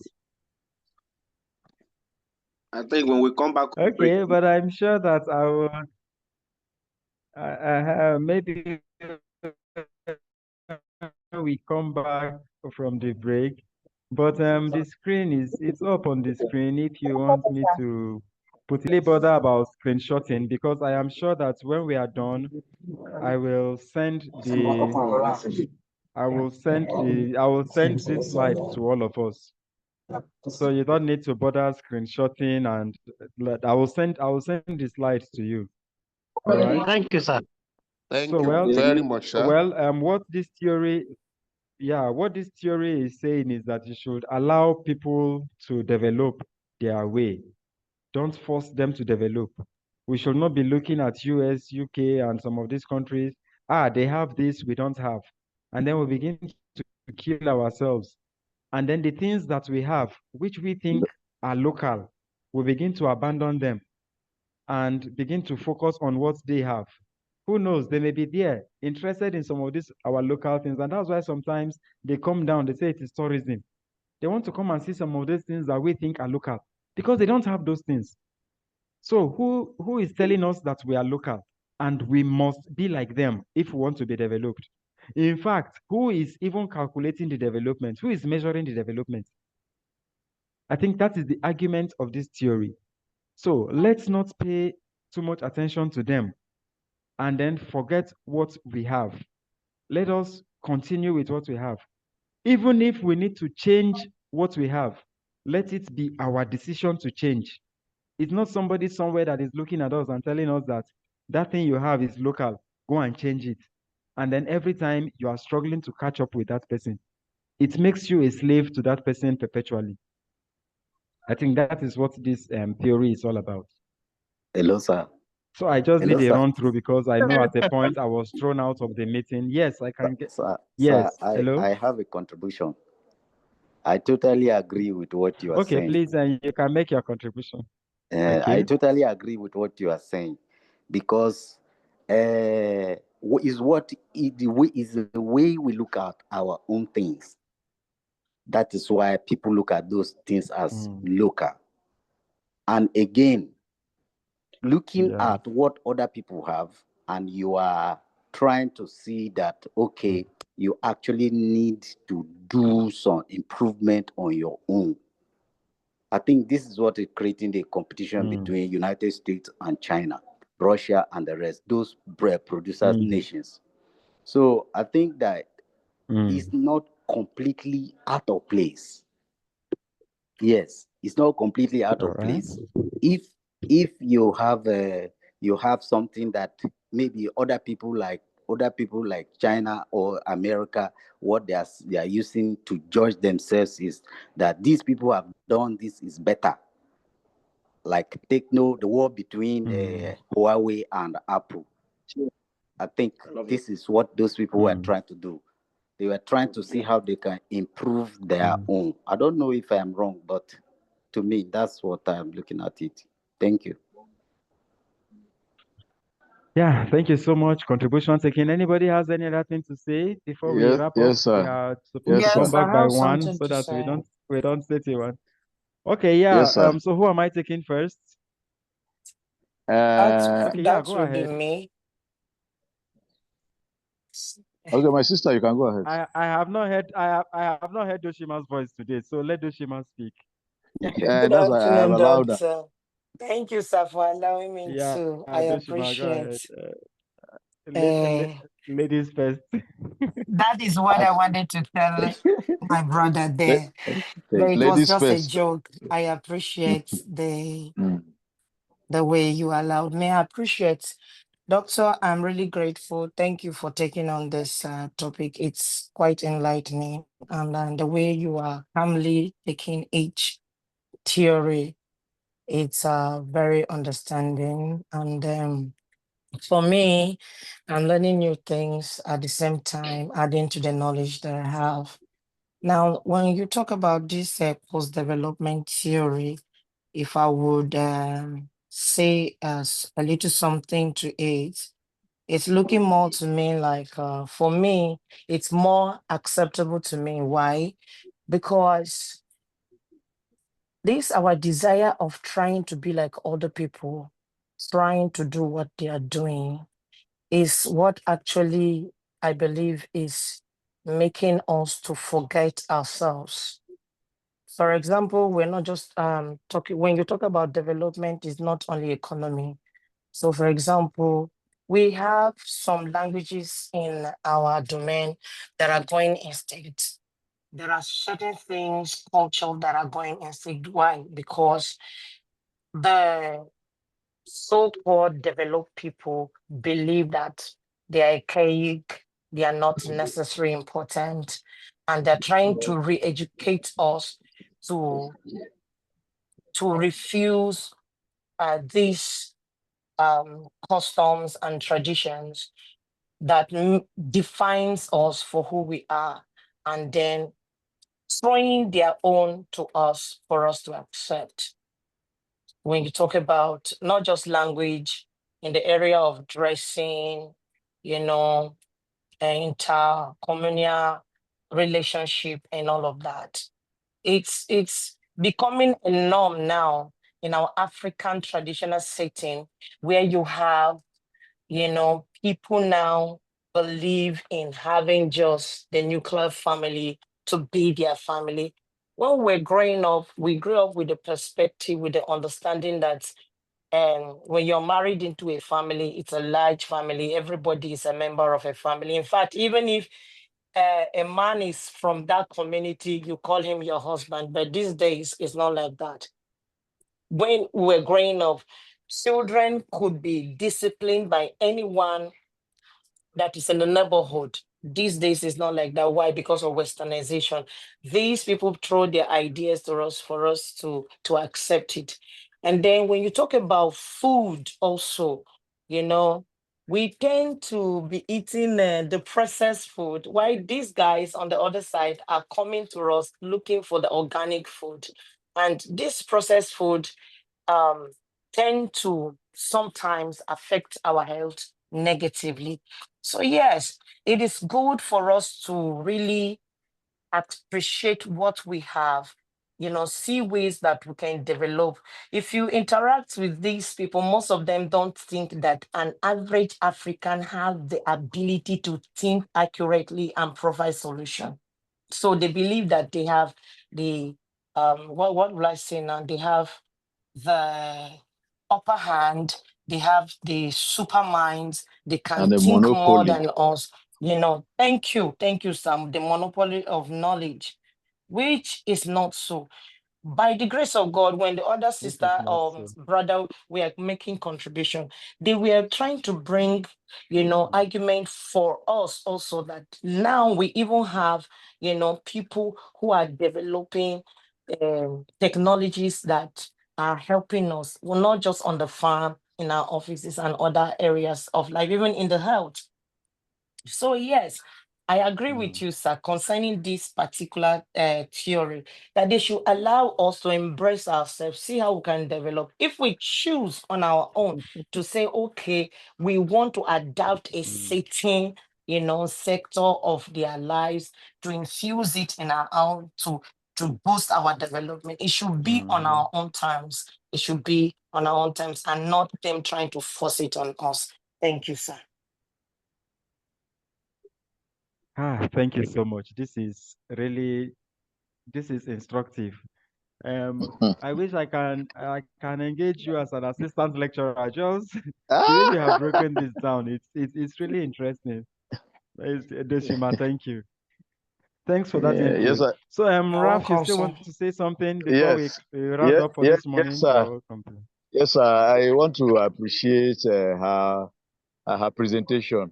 And to also add that, I think we are the problems too, because some of this way of life that we have changed from our traditional way or settings are not being forced on us to some large extent.